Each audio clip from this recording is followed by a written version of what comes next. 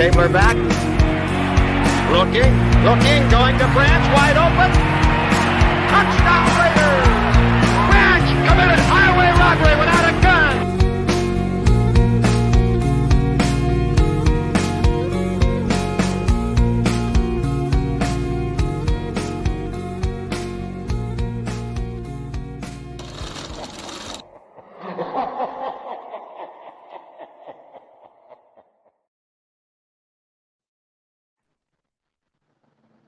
Hey, all right. Welcome to Chronicles of the Black Hole, our Dos Pendejos in the Chat Room show.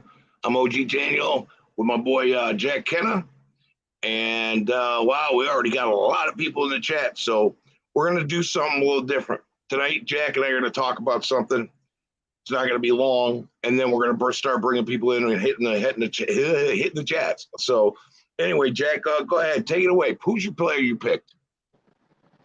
Well, I will talk about that in a second, but I wanted to take my cap off and salute one of our all-time Raiders, as being old school guys, and our boy who passed away, in Daryl Lamonica. I mean, what a great Raider. I mean, drafted in the 12th round, came over to the Raiders, two-time MVP. I mean, the second biggest winning percentage ever. I mean, guys, that record, I got to look at it. It's like I had to look it up. 66, 16, and 6. I mean, wow, that's impressive. And so rest in peace. Everyone give Daryl an RIP in the chat. Salute to him. So but for choosing, we're talking about, hidden gems. I chose, to do the closer. Okay, so I'm going to let everybody in the chat know. Here's what we did. Jack and I had a conversation, and it's like everybody's talking about Devontae Adams and Jones, but nobody's talking about a lot of the other players. So we decided we're going to go in depth on some of these acquisitions and see are they hidden gems? Are they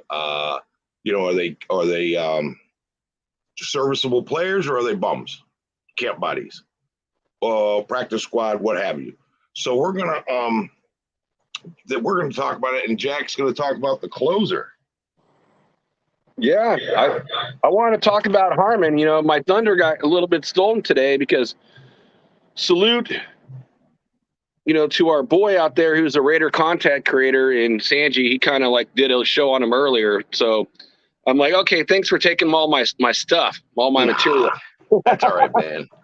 But what I see him as, the guy's been in the league, and, let's just put a little stats on him. He came out of Rutgers. He was all Big East, 6 foot, 205 pounds. He's going to be 31 years old. Started his career off in New England and back in 2013. He was a 3rd-round draft pick, and he started year 2. And then he kind of when they had Chung, and I forgot the other guy's name that was out there, but then he kind of moved back to the 3rd safety spot. Then he got traded for a 5th rounder, and I think a 7th round for him. And he went over to Detroit, played 1 year for those guys, and then he went over to Atlanta, and where he was a starter. So kind of nobody really likes the PFF stuff, and I'm kind of there too. His PFF grades were kind of in the mid 60s to the mid 70s. And this last year, he was in the 50s, so he kind of regressed a little bit. And so the way I see the guy right now is he's kind of going to be our 3rd. There's been a lot of hype, in saying that he's going to be a starter. I kind of see him as kind of the 3rd, safety on the team. But I do see him as, being on all, passing downs. I think we take Abrams out and he goes in.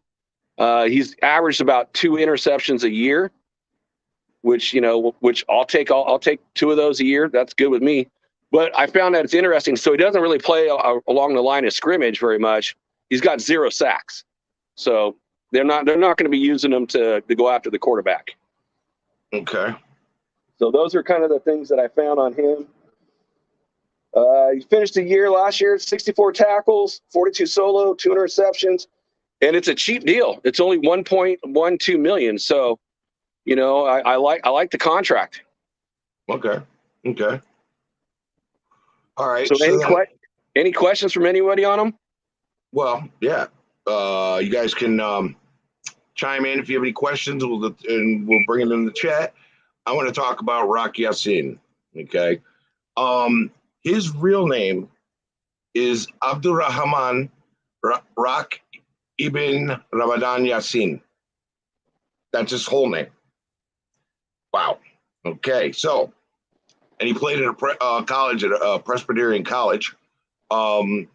Anyway, he was Rock Ya-Sin was. This one's interesting. Not a lot of stats on him. He got drafted in 2019. Okay, so he's young. He's going to be 26 this year. He then moved to Temple after playing at Presbyterian College, and then he got 44 tackles, 2 tackles for loss, 2 interceptions, and 12 pass breakups. Okay, so and he played in the 2019 Senior Bowl. He's 6 foot, 190 pounds. He got drafted by the Colts in the second round, 34th overall pick in the 2019 draft. Recorded his first interception in week 11 against the Jags. He 2020 switched his jersey number to 26. He said he wanted a new beginning. He was inactive against the Vikings in week 2 due to a stomach illness. And then week 11, Green Bay Packers, Ya-Sin got another interception from Aaron Rodgers. What I've learned is that he's I watched his highlight film, and these stats seem a little deceiving. His highlight film, basically, he looks like he's up and coming. Good coverage, excellent coverage. Sticks to you, doesn't get penalties. I think they see a gem in him, because a hidden gem. And let me tell you why. Who do we trade for him? Unique Ngakoue. Okay. I think that our new front office saw something and went, we can do something with this kid.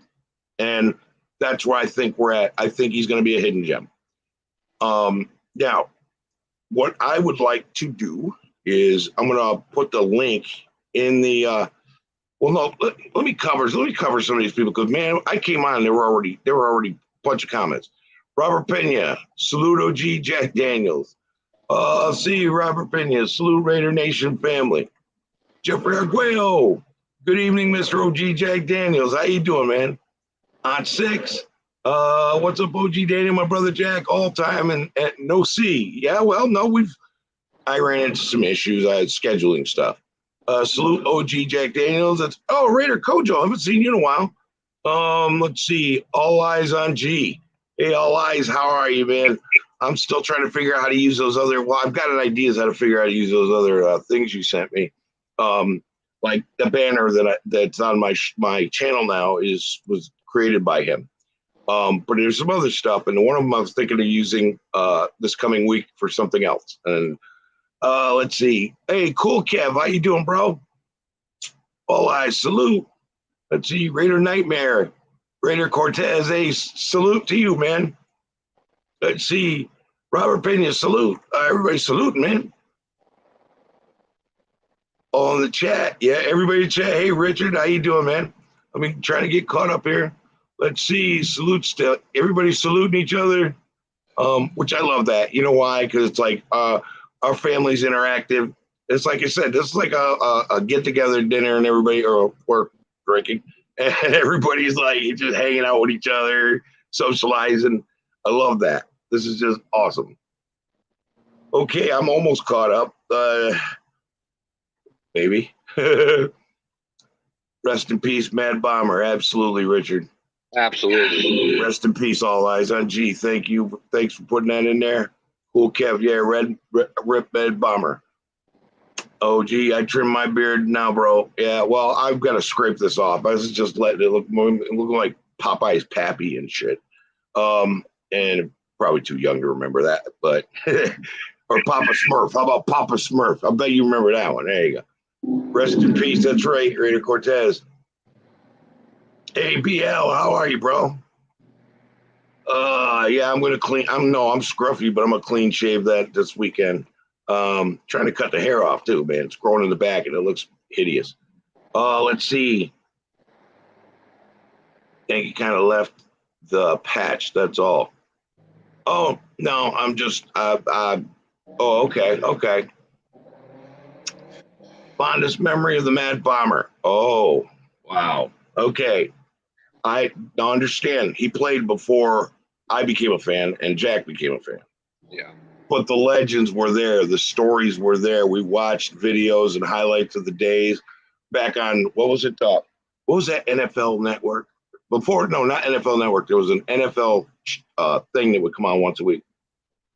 Well, he was with that Steve Inside the Sable NFL. or Siebel or something like that. You know, used to do all the NFL films and Inside used to be on the a lot of those. NFL. And then there were NFL films did stuff on him too.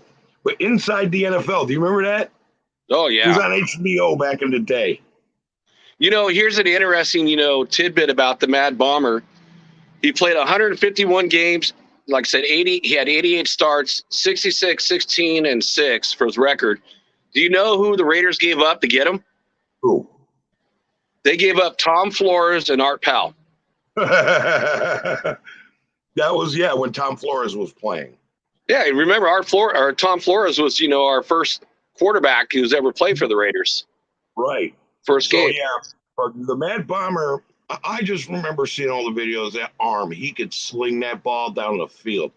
He would take risks. Thus, the Mad Bomber. Well, that's why his throwing percentage, back in the days when the DBs can just manhandle, the wide receivers, his percentage was like 49% in completion percentage. Right, but back then that was actually good. Yeah, there's definitely a difference nowadays. Now, if you're not in the 60s, to almost 70%, you're not throwing very well. Right, exactly. Looks like cornerbacks might be Rock Ya-Sin and Everett, maybe. I was gonna talk about Everett next week, or no, actually, I was gonna talk about someone else next week. Yeah, we're gonna try to cover all these guys before, during, and after the draft. And after the draft, we'll be talking about those guys. We're gonna be keeping it busy, keeping it going. Yeah, another thing about Rock Ya-Sin that's impressive. He was last season for what the Raiders are going to be playing on defense and man-to-man versus the cover 3. Right. He was the 5th rated guy in the league. So that for cover. Yeah, for cover. He's a cover guy for sure. A press man. Okay. Hey, don't forget. Hey, thanks, G. Don't forget to hit the like button for those pendejos. I love it, man. I love it too. Salute all my brothers out there, man. Thank you guys for showing up. Yeah, man. Thanks. We appreciate you being here, man. And I'm still catching up here. Steve Sable. Yep. Okay, James Purple. Well, it's early and I still got a voice. You ready, Jack? 1, 2, 3. Raiders!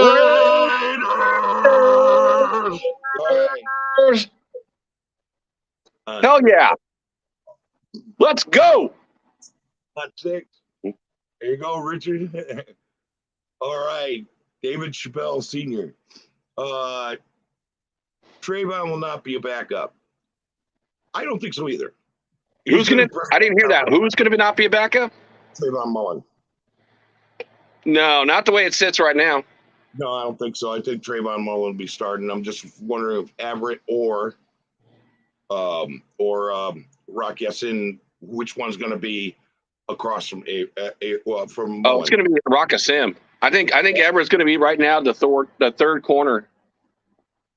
Yeah. But it is interesting, with our defensive coordinator, his goal, he said he wants 4 good DB. So it kind of makes me wonder, if I think the Raiders are playing, hardball right now, and hopefully that Bradbury gets cut. So I think that, he's on. I think he's on the radar.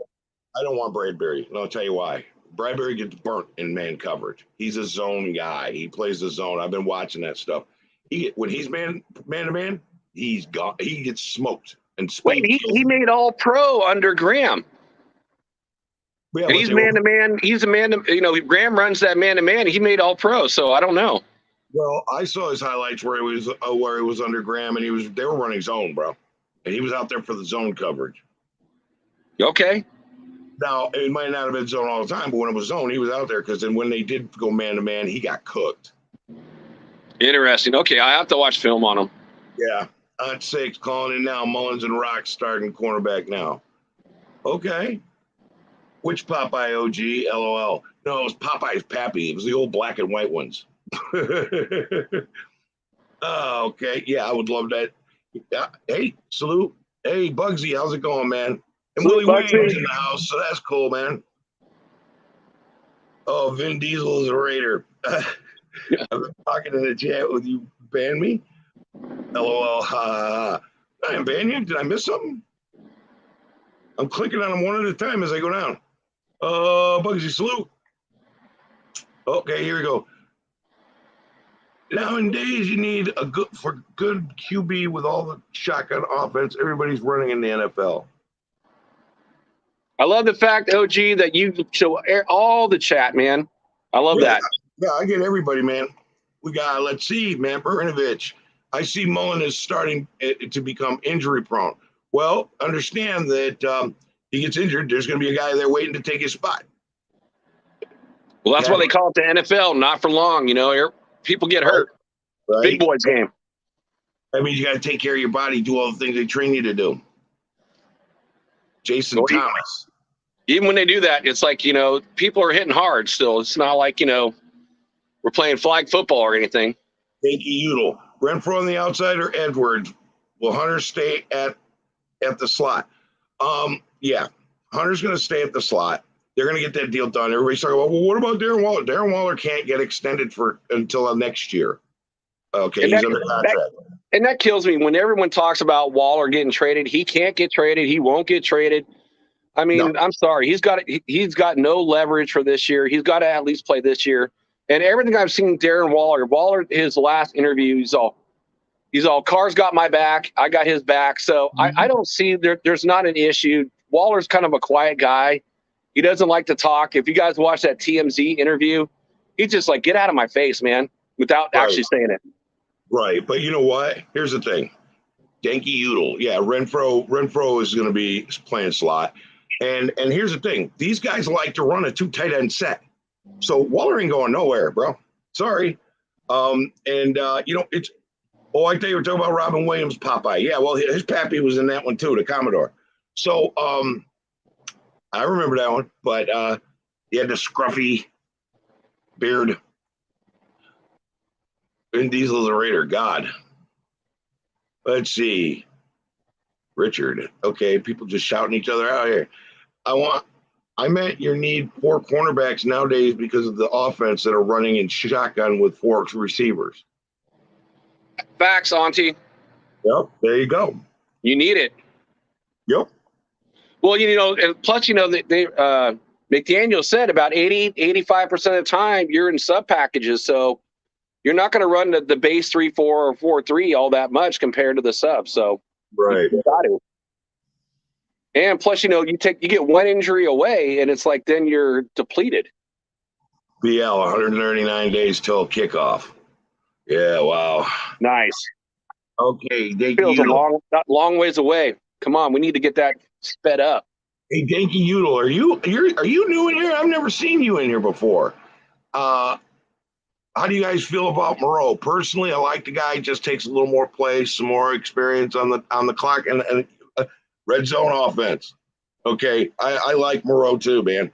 I really do. Let's see. Yeah, Richard, I love that Popeye too. The movie, it was great. Robin Williams was awesome in that. Renfro is the slot machine, exactly. All right. Yeah, salute, bro. Okay, I managed to knock out all the comments for now. What I'm going to do is I'm going to put the link in the chat for anybody who wants to come in and chop it up with us. Love to have you guys in. Jump on in, fellas. Okay, it didn't. What the? Troll. I like Foster, but, you know, so let me ask you a question. What does the nation feel like, you know, after Waller got hurt and then Foster kind of took over? I still kind of felt like, you know, he played better early in his earlier years than he did last year. I kind of felt it was a little bit of a letdown. I don't think he got targeted enough. Well, that's the thing. Everything went to Renfroe. Right. I think Carr's trust was all Renfroe. Renfroe was catching 80% of the passes thrown to him. I just felt like we got kind of one-dimensional. Yeah, well, and that's the thing. I think Carr can't have just one guy to throw to. Now he's got 3 guys he can trust for sure. Maybe you see Brian Edwards getting open a little more, with Devontae being covered up like that, Edwards. Well, I also think Edwards, we've talked about this about other receivers, like in the way of Ruggs.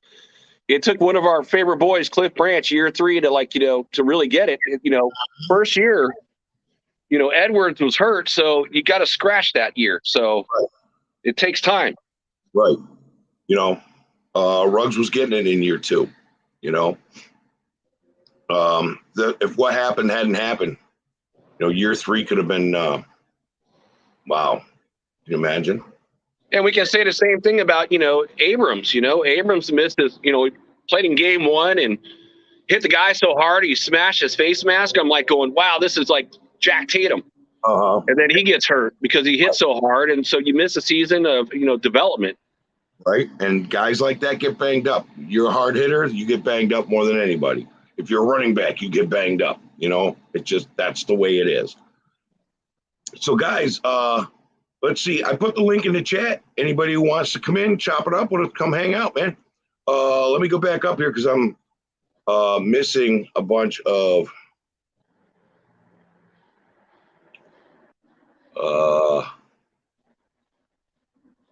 okay, we did trying to go what we didn't go over. Hey, Kev, I agree. Foster does need to work.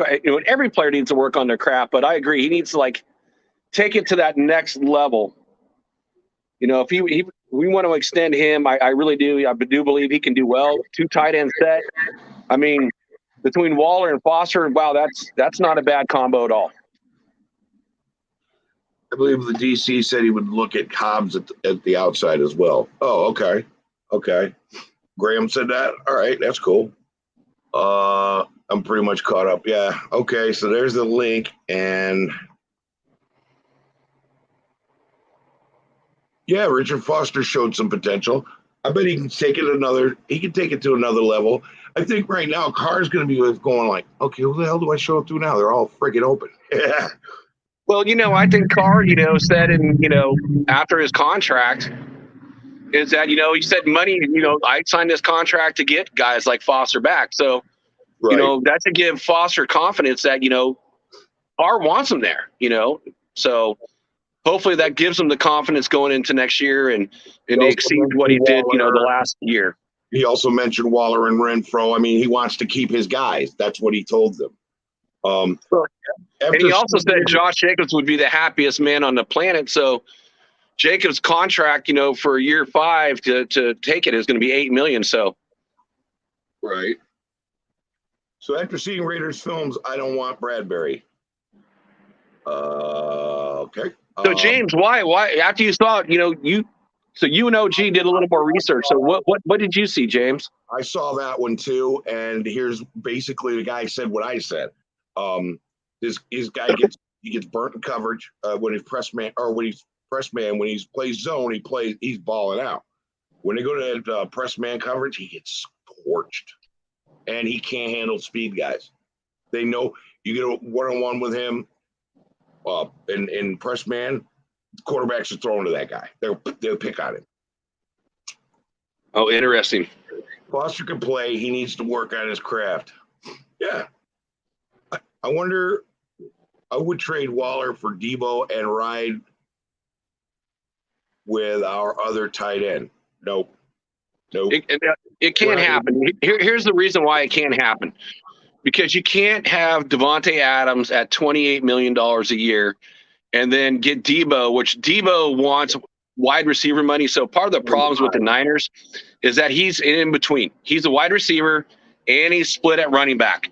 So the Niners are kind of talking between running back and wide receiver money. Debo is kind of like, I want running back and wide receiver money. I want to be at least at $25 million a year. Can't afford to pay Debo that type of cash. Nope. And plus the thing is, that's why he wants out, because he doesn't want to play running back. Oh, we got someone. Oh, was just in there and they disappeared.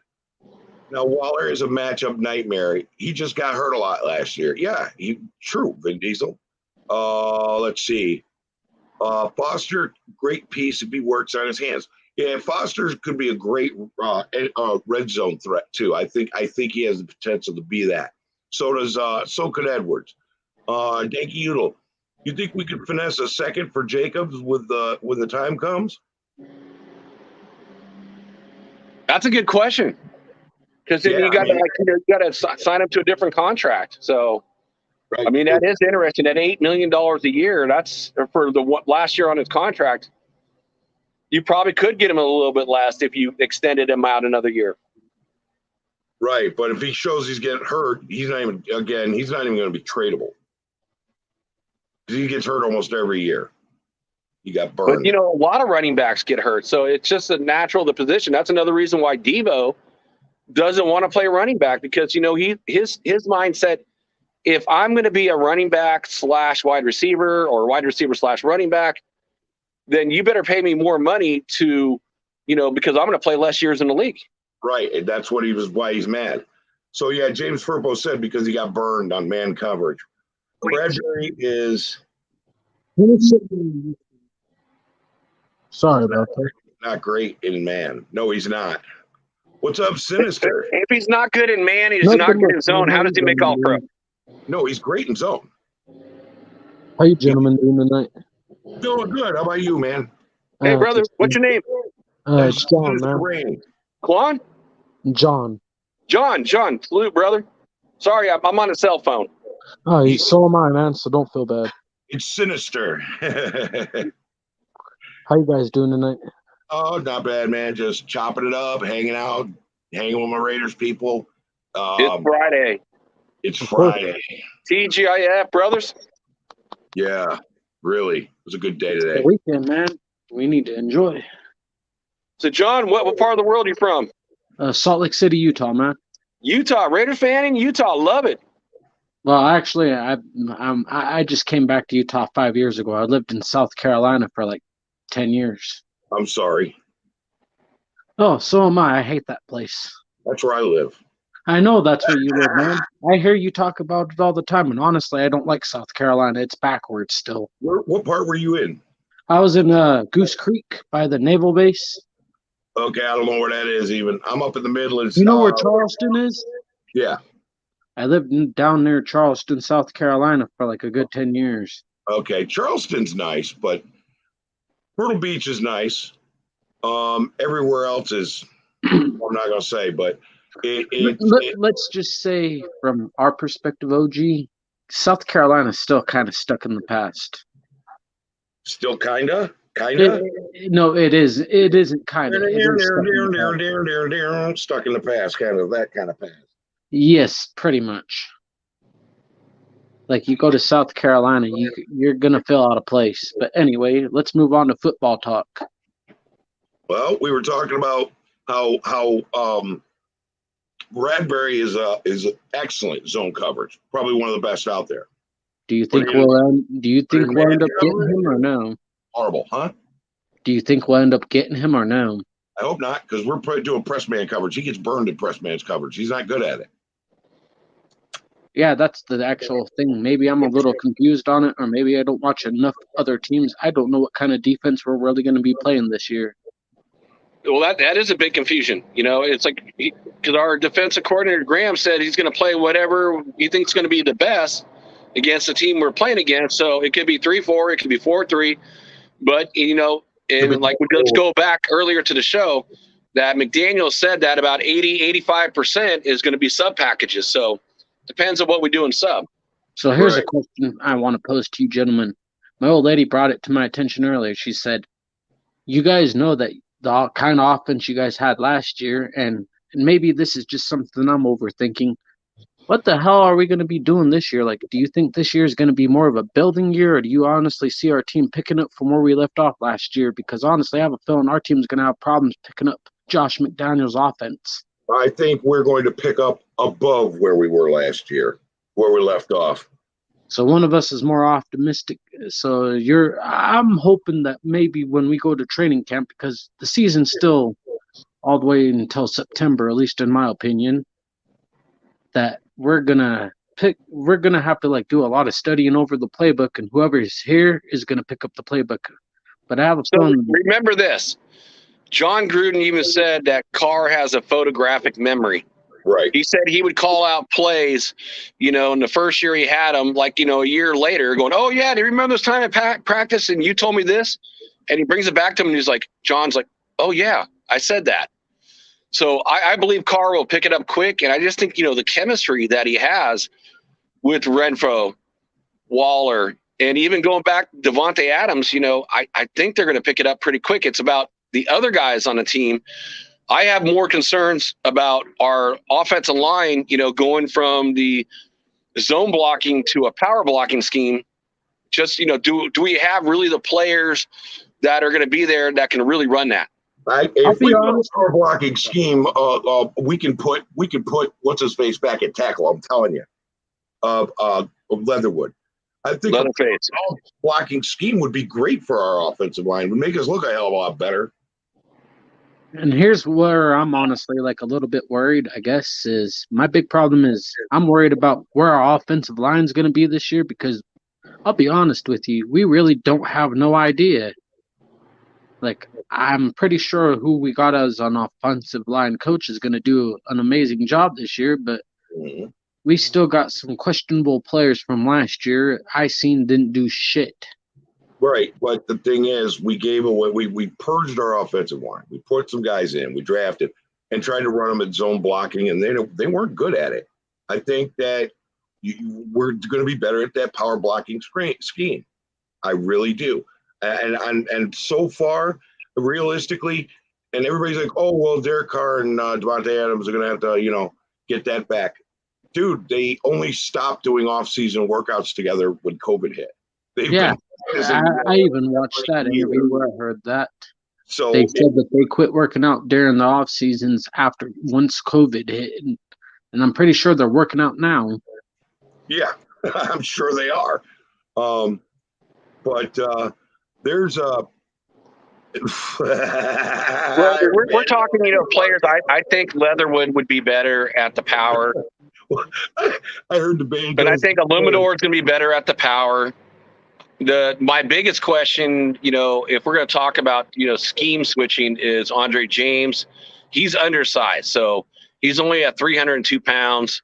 So he's really not designed for the power blocking scheme. He's bigger than. So actually, here's the honest question for you: do you guys see us maybe trying to go get a better center, or do you see us maybe trying to go find another center, or what do you see us doing this year? He's bigger than Rodney. He's bigger than Rodney Hudson. You know that, right? Who, Andre James? Is bigger than Hudson? No way. Is he? Check the stats. How big is Hudson then? He's slightly smaller than Andre James. Wow, I did not know that. But Hudson, but that guy is like gifted though too. He's really a gifted, center. Right. Now, Mike Bernovich said, I heard the banjos in the forest of South Carolina while I was at Fort Jackson. Hold on, I'm bringing on someone else. Hold on. Hey, Randy Cortez, what's up? OG Jack Daniel, Jack Kenna, Sinister. What's up, gentlemen? What's up, brother? How you guys doing today? I'm just chilling, man. It's my Friday. It's my weekend. I'm getting ready to go house sit for a friend here in the next couple days. Yeah? House sit. Nice. I haven't done that in a while. Did you tell him, hey, man, your fridge better be full? Mm-hmm. So, Charlie, you kind of said something when I was coming on the last show, like about what I thought about Carr's contract. So I never got a chance to really answer that question. Yeah, explain just looking that. at the extension, not this year, just the extension at being at average of $40 million per year puts them in top 5. So what do you think yes, about there that? is a lot of perks. If we're saying $40 million for Carr is a good deal, then so be it. But at top 5 money in the way of like signing players, I kind of question that a little bit. not that the Raiders don't have a team-friendly deal in the way if they want to get off this contract next year, which I don't see that happening at all. Man, Carr's just way too good. Just I don't way see too Carr. good. Did you know what the signing bonus was? It's his contract. He got bumped up this year from $19.8 million to $24.8 million. So they gave him $5 million more. So next year he's taking his salary cap hit is it's going to cost the Raiders $36 million, and then the 2 years after that are at 43. What is his signing bonus? I don't know what it is. You guys haven't heard about that? Yeah, but I'm talking about cap hits. It's just cap hits. Listen, I heard I'm listening though. cap hits for the reason that he's supposed to be getting a $68 million signing bonus. Most of the money, $68 million. So the first 3 years of his contract pays out $100 million. That keeps the cap low. Just what I heard. Well, again, the cap hits I heard is 24.9 or 24.8 this year, and then next year it's got 36, and then, but you can actually it's just 24 point. No. It's just this year. It's all 1 year on his cap hit this year when they bumped him up that $5 million, and the Raiders can cut him and have no dead money if they cut him. What's up, Cool Kev? Cool, Yeah, Kev. What's up, man? My brother, dude, I haven't seen hot minute, brother. How you doing? Been working most of the time we come on. Now you're home. Yeah, I'm home. Dude, I always see Kev, man. Definitely been what, 6 months? Yeah, been 6 months, Cujo. It's been a while. It's been 30 minutes since SC show? Yeah. Think about it this way. Dennis, how you doing, pal? I've heard this too. Matt Marinovich is right. McDaniel's going to be using pretty much the same offense as Musgrave. If that be the case, I have a feeling this team's going to ball out next year. Yeah. Oh yeah. Our 16 offense was no fucking joke, and I liked it. Yeah. True, man. We were balling out, and we're going to be playing that same style of offense this year. With Devontae The only Adams. thing I worry about is can Carr hold up the whole year? As long as they fix the offensive line, you should be able to. He was only out one Right. time. He got injured that 1 year. What, during the Titans? 2016. No, the 2016. Wait, it was against the Colts. Yeah, my bad. Right. My bad. Okay, it was but the that Colts. was the only time he was out for the year. He only went out during that playoff game, and then we put in He was out, but he was back the next year. didn't we put Connor Cook in that playoff game? Yeah, don't remind us. Yeah, come on, dude. We're trying to block that emotion. We're trying to have positive vibes here. That's right. No, but Sinister, there's going to be one difference between 16 and 22. In 16, we had to come back a lot from behind. Carr Magic, what was it, like 7 or 8 comebacks? We don't want that this year. We want in the fourth quarter, we want to not even play Carr, play Gilbert or whoever the hell is the second, third string quarterback. Yeah. We don't want them close fucking games. Fuck that heart attack shit. Right. We Here's want a to destroy question for you, teams. gentlemen. When's the last time the Raiders were actually able to put a backup in the game to take over the game? Take over the game? Yeah, when's the last time we were able to actually have a high enough score to have a backup take over the game and just finish it out? Who took over for Gannon then? Who's the guy that took over? Was that Hostetler? That's probably back in 16 or 17. So Gannon, he had what's his name? Rodney Pete. He stepped in the game in 01. And then Rick Meyer stepped in 03. But I mean, he can only do so much. In 03, our team was horrible. I didn't understand how the 02 team and the 03 team were similar. Right. Or let me rephrase my question. When's the last time we actually had a lead enough to where we can feel comfortable with someone else taking over the game for us? It's been 20 years. It's been a fucking long time, and I've been a Raiders fan. Didn't we beat the Jets up so bad that they put the backup in a couple years ago? Well, we can go way back. Like with the Mad Bomber when George Belanda took over. I'm talking about current Raiders. Like when's the last time we actually been okay? I guess 2017 when we destroyed the Jets. Right. They put in the backup.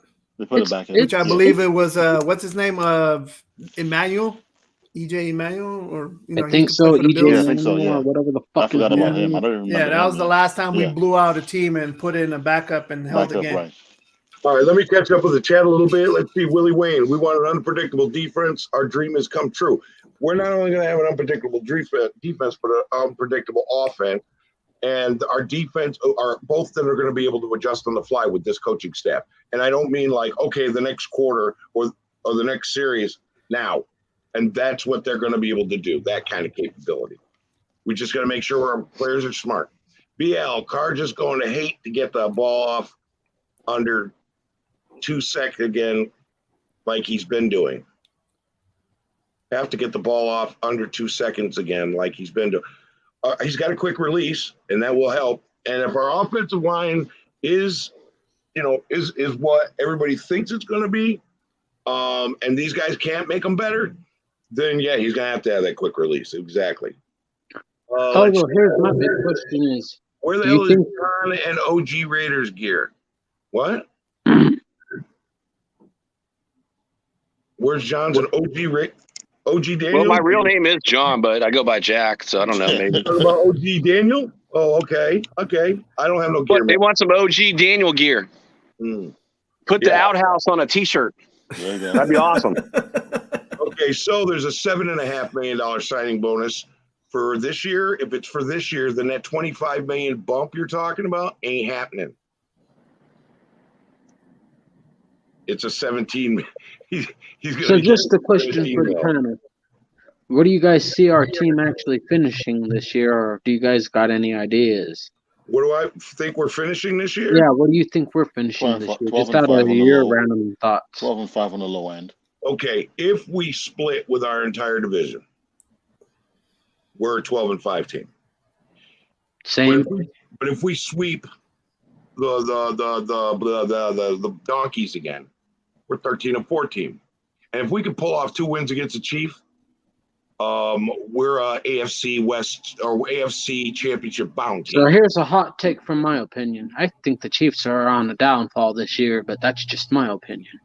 They still give us problems. It doesn't matter. You're right. They're going to always give us We need to take care of our own business, but the Chiefs do have 12 draft picks. They don't even have enough players to to fill those slots. They are going to have to trade up or trade back for next year. One of the two. And the Chiefs ain't going to be have as 2 good firsts, as 2 seconds, 2 thirds, 2 fourths. And the Chiefs also have a very deadly weapon. His name is Andy Reid. You can catch him. One of the best coaches in the league. Yeah, he's the enemy, but he's got it off. He's a sharp.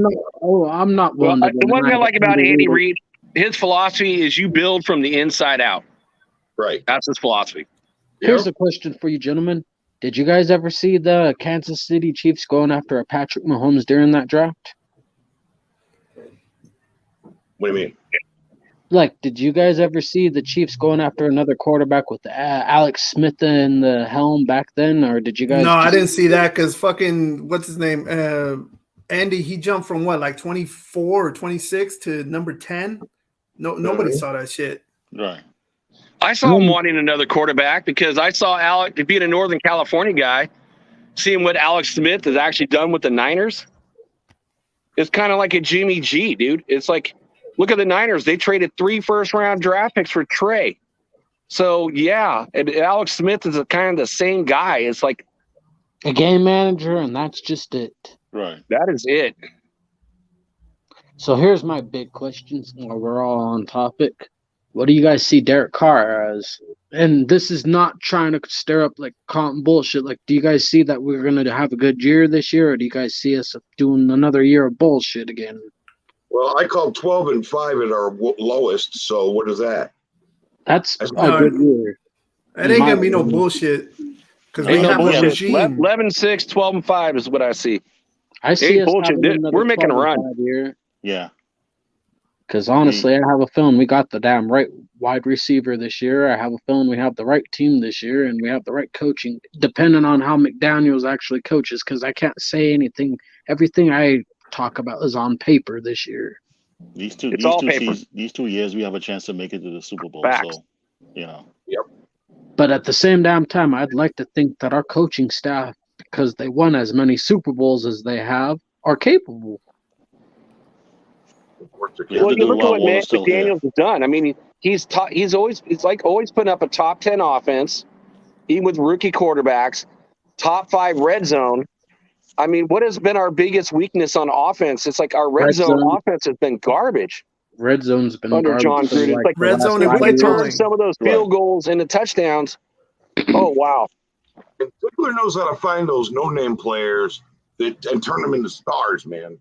That's what he's done for year in and year out. Well, Kev will back me on this, and this is what I said earlier in SC's channel, because they were talking about Ziegler. So far this offseason has been an A+. But I also said, I'm like, we'll find out, what he does in the draft, because when Ziegler was in New England, he's kind of like the Mayock, in the way of like, I'm going to bring the picks to Bill, and Bill is the ultimate person who makes those selections. So now that he's got the power, we're going to see what he does. Here's the thing. When this first started, I didn't like it. I didn't like the corporate feel of it. I didn't like any of that stuff, man. I'm so on board right now. I mean, more on board than I was with Gruden and Mayock. And I got to tell you, and Graham and the offensive line coach we got. And the only thing I'm a little concerned about the special teams coordinator, but when he had good players, he was good. And he had Green Bay players, they sucked. But I'm bought. I'm bought in. I'm sold, man. Like this year is going to – what did Darren Waller say? It's going to be a special year. It's going to be special this year. He said, use me until I'm burnt. Huh? He said, Darren Waller said, use me until I'm burnt, until I got nothing left. But then that TMZ guy crashed his space, and he's like, no, it's going to be a special year. So it is going to be a special year. And, the Raiders are doing something that hasn't been done in a long time. It's like when Al Davis, pushed all the money back and back and back, and then the team just was bad. We had bad contracts. Reggie McKenzie comes in, had to go through those few years of, cutting guys like Charles Woodson, Seymour, clean up the cap. And then kind of, Gruden and Mayock kind of stayed with the McKenzie way of like, we're not going to go past the cap. We're not going to push any money further out. I'll be right back. And this year we're doing that. So we're bringing in all-stars. Right. Well, so, we're making a run. Right. And yeah, we've gone all in. And quite frankly, these guys are going to be trying. They're not building, okay, let's win a Super Bowl now. They're building let's get our dynasty begun. The new dynasty starts. We're going to start off kicking ass, being every other Super Bowl over the next 20 years. That's the way these guys build teams, as you can see. They prove that.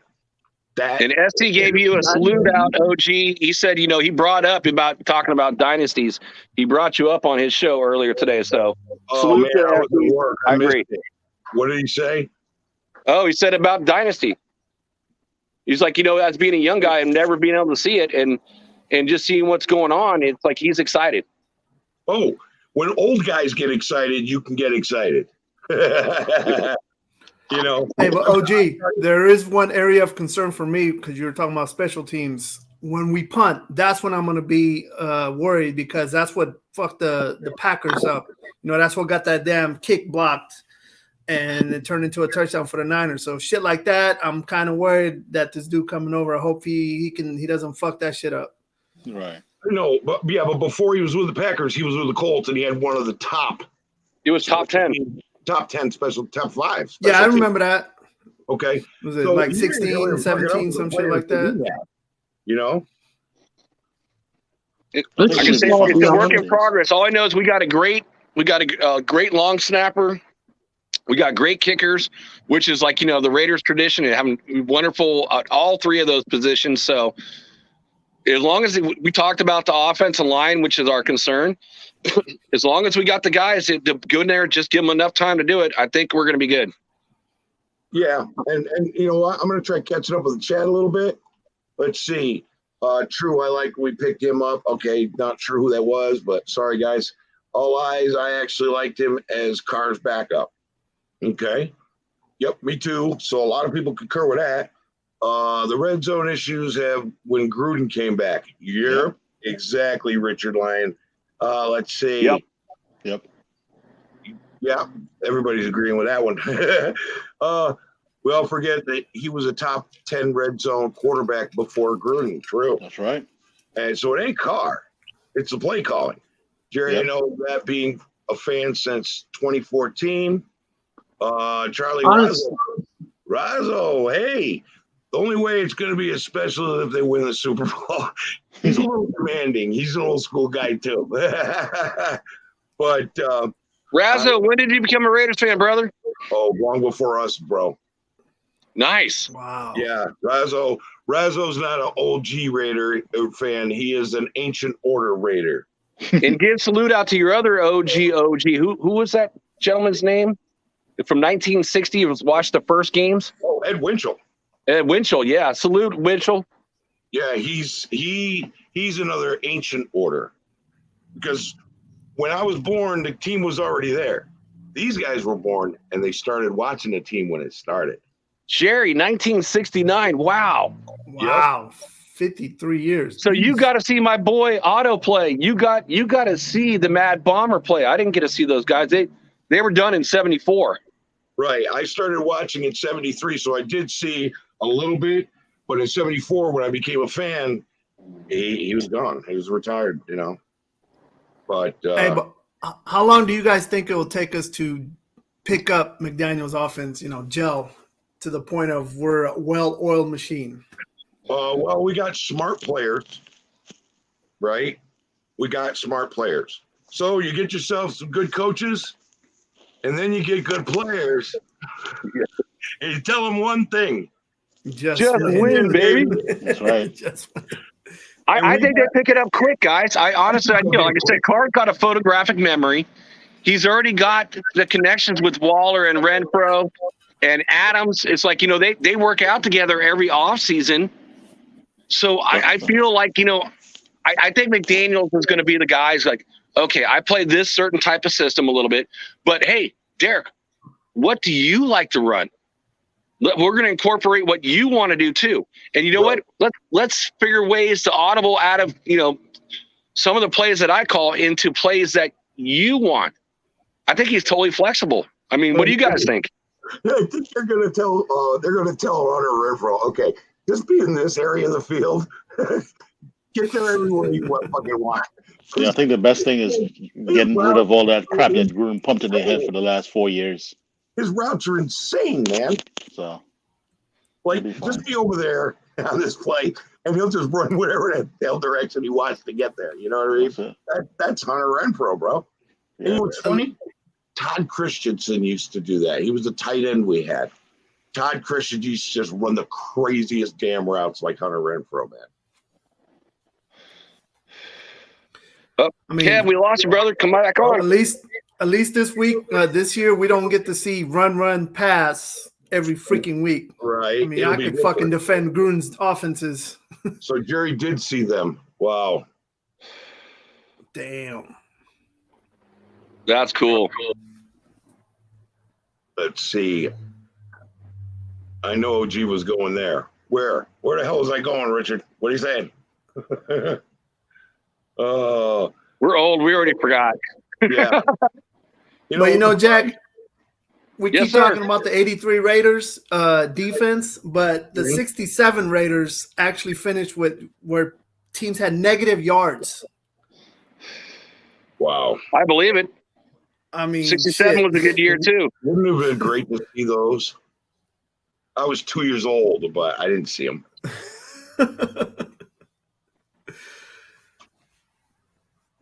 I don't know how we lost the Super Bowl to the Packers that year with that offense that we had. Don't know. Oh, guess who's back? Back again. Kevin's back. So, Kev, how do you see us finishing up, brother? We're gonna be like 12-5 at the low end, and 13-4. I just feel that we in a good place, man. Structure. We got structure. We got people that's doing the cap properly. We got some structure from the top to the bottom. So the only thing that's going to really hurt us is, we just got to stay healthy and get through the season. Right. We got to stay off that I word. Yeah. I think that's the only thing that we have to really worry about. We should be good, man. Well, like what OG and I were talking about earlier in the show, or Rock Hashem, and the closer, like they made some good pickups, and I think Rock Hashem should get extended, and I wouldn't even mind seeing Mullins get extended. So, but Harmon, I don't see him getting extended, but who knows? As long as Harmon I think that they're picking up quality guys at a cheap price to fill those gaps, and that's huge. Yeah, I think Harmon is a little old in the tooth. I mean, he's going to be good for a year or two, but I don't see him beyond that. Well, the one thing when I looked him up, I was kind of interesting. He's always been that, third safety on the team, which, you're only going to get so much play with three safeties on one squad. And his ratings over the last couple of years between the mid-60s, and again, it's from PFF, so grain of salt, guys, mid-60s to mid-70s. And last year he was in the 50s. So kind of a down year for the first year. He's like a complete starter. So, like a lot of people are saying that, I can see him on third downs, and taking over for Abrams and, going in there on passing situations, because that's still better than Abrams. Right. But hopefully Abrams grows too. Still better than Faison. Well, he's probably still better than a couple of the people that we had. Right. But Rock Yassin was a 69.9 overall grade last year. Yeah, he was in the mid-50s. But he's 26 years old. These guys got to see something in him. McDaniel's going to have to branch out to Carr to be more successful than he was head coach before. Yeah, with the Donkeys. Yes, but McDaniel said he had to learn about people. So it's more about people now. So, yeah, I think he just needed to go back home, grow up a little bit more, and come back out and do it again. And I don't hate that, man. The Al Davis quote OG, bro. You see clowns seeding Dak top 10. In that case, Carr Derek is top 10. Dude, you're going to see Derek Carr his best years the next year, and then the one after that. The next 2 years, he's just going to ascend. We're not even talking about top 5 at that point. Okay, we're going to be talking higher. That MVP conversation will come back with the guy. He's got a number 1 wide receiver. He hasn't had one since 2016. Well, even then in 2016, would you even call, Crabtree was great, like in catching passes, kind of short yardage like Renfro. Right. And just being clutch. And then, Cooper's like, one game he'd show up and blow up. The next game he wouldn't show up at all. Let's face it, he's never had a number 1. He's had number 2. Exactly. Right. Number 2 is right. Now we got the number 1 guy in the NFL. The number 1 wide receiver this year. Oh wait, not according to Maurice Jones-Clown. Right. He's just a route runner. He's just a route runner. I don't out of here. I don't get that with Maurice Jones-Drew. I honestly don't. So Maurice Jones-Drew played at the opposite high school of me. I went to Ignacio Valley. He went to De La Salle. When he came in the NFL, he blew it up, and then he wanted to retire as a Raider.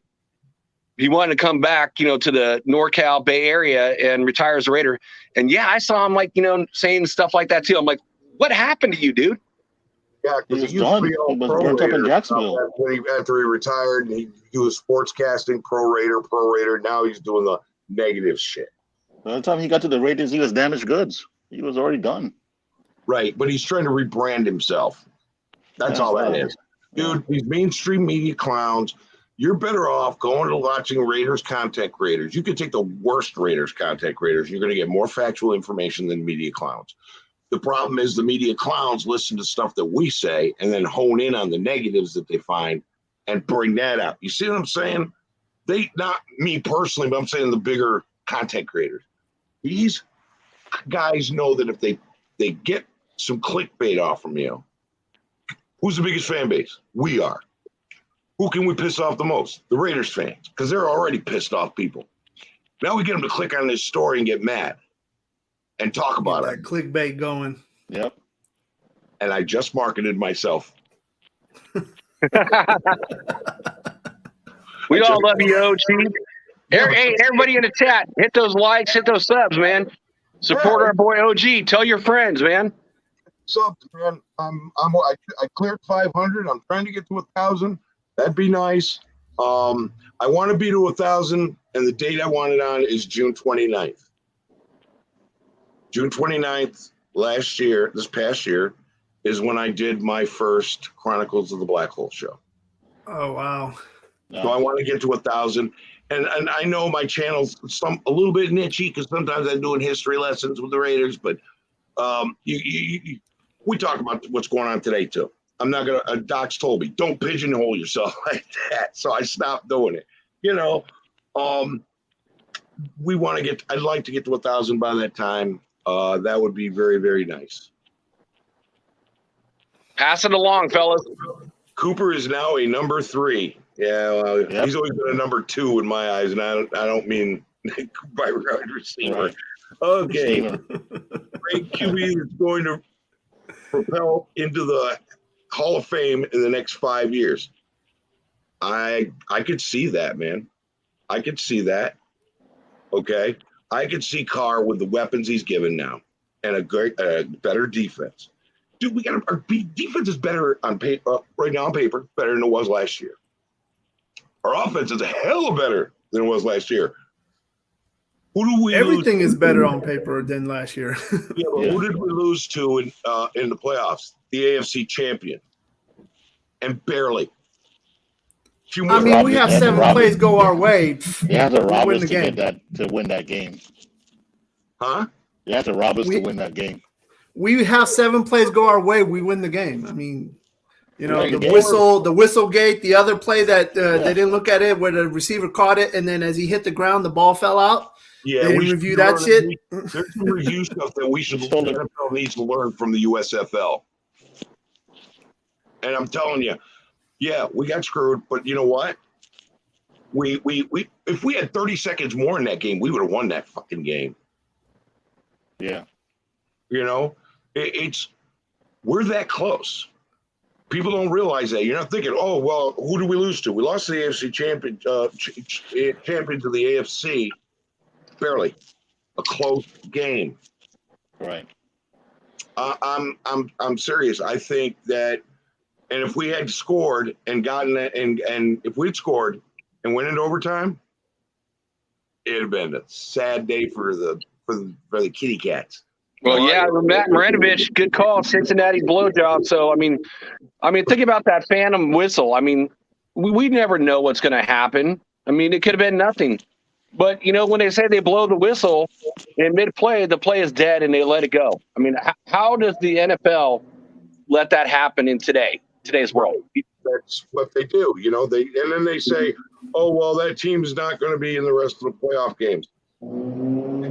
After that? What? They should have been in the first one. Commanders game should have been a win due to pass interference. The Commanders. Oh, the what the fucks. Last year they were the what the fucks, right? Now they're the Commanders. Oh, I know what he's talking about. Yeah. There was a pass interference that wasn't called. But it wasn't called. But the thing was against Cincinnati, that play was called. There was a whistle. And you know what? There could be replay. You can hear the whistle on the replay. So the rule is the play is dead. Redo the play. Right. Why was there no replay of the play? How does that even get let go?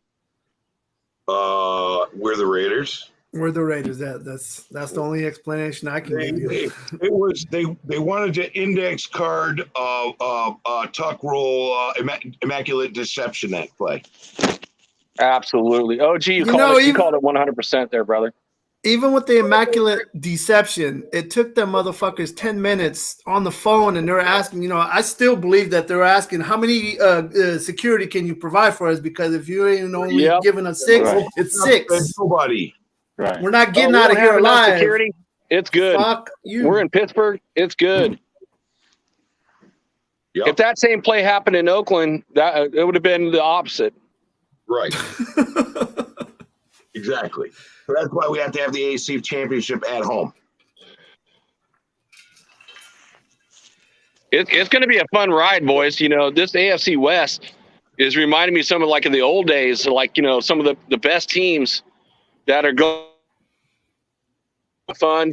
Every game should be like, you know, a previewed game. It's like it should be a premium game.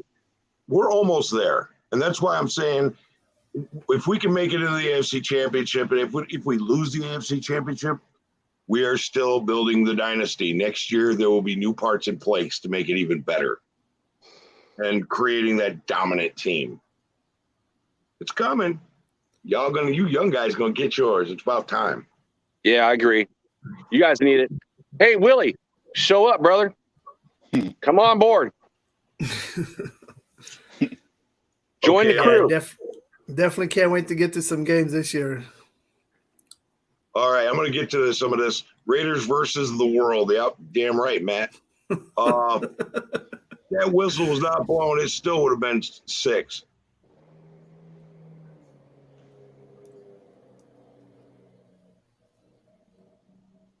No, because players would have finished pursuing the play. They stopped.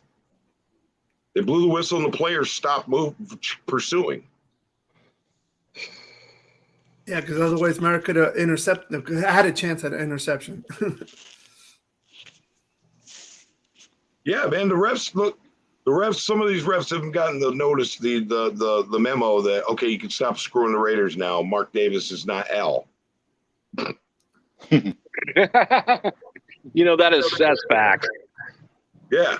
Well, no, That is fact. there was an NFL referee, ex-NFL referee said that, you know, Al Davis is gone. Mark is not Al. He's much more polite to deal with, much easier to deal with. And the NFL doesn't really want the refs messing with the Raiders anymore, but a lot of these guys didn't get the memo. This is from an ex-NFL official. Oh, I didn't know that. That's Thanks a for good thing. enlightening me on that one. Well, you need to go watch Captain Jack does a show with Ref Guru, who is an ex-NFL official and violator, and they do a show. And NFL. Huh? It's NFL. It's on Wednesday. Yeah, underscore FL. Underscore FL. Yeah. Right. So that's You need on to every watch Wednesday, but not right now. You get that point of view from an ex-NFL official. It's a different point of view than a fan or a player or something. You get to see, like, he takes it a little deeper. And if you look at like a Wi-Fi show, he got into that too. If you guys watch some of the old, you know, like probably about 6 months ago, Wi-Fi did a lot of type of stuff like that. So that was, you know, it was good to hear that too. But at least the ref that didn't like us the most retired, you know, Tony Correnti. He's out of there. Seb. Yeah, Tony Correnti retired, right? Yes, he did. Thank God, scumbag. Thank God, yeah. We don't have to deal with number 99 anymore. Right? Yeah, we got to score enough points to not rely on the refs. You're right, Willie Wayne. You're right. And that's where we're headed. Yep. The whistle That's really. why I want blowouts this year. I don't want to be close games. I don't want the referee to decide games. I want the Raiders to decide the game. Yeah, Right. no more overtime games either. No, Yeah, give that stuff a rest. Yeah, right. we had enough of that. Yeah. How much have you guys aged over the last, like, 10 years of like watching the games and they're so close, they're going to overtime. Yeah, every game was I like a used to 5-year have like, age. hair on my head and it used to be, colored. Now it's all gray and bald. Yeah, I'm actually 28. I'm 44 and I'm starting to show gray hair. So, yeah, I've aged a lot watching Raider games. Yeah, see, here's the thing, man. Yeah, watching the Raiders games is like waiting up when your daughter's gone out on a date kind of stress. Glad I have no daughters then. No comment. I got 4. I think that was karma. I got Oh, one, man. but she don't date. So I'm good. Well, my oldest one's married now, so it's like, okay. And the The other ones don't want kids, and one's graduating in June. Oh, that's the last graduation I have to go to, high school graduation. Are you still going down and staying with Dirty or what?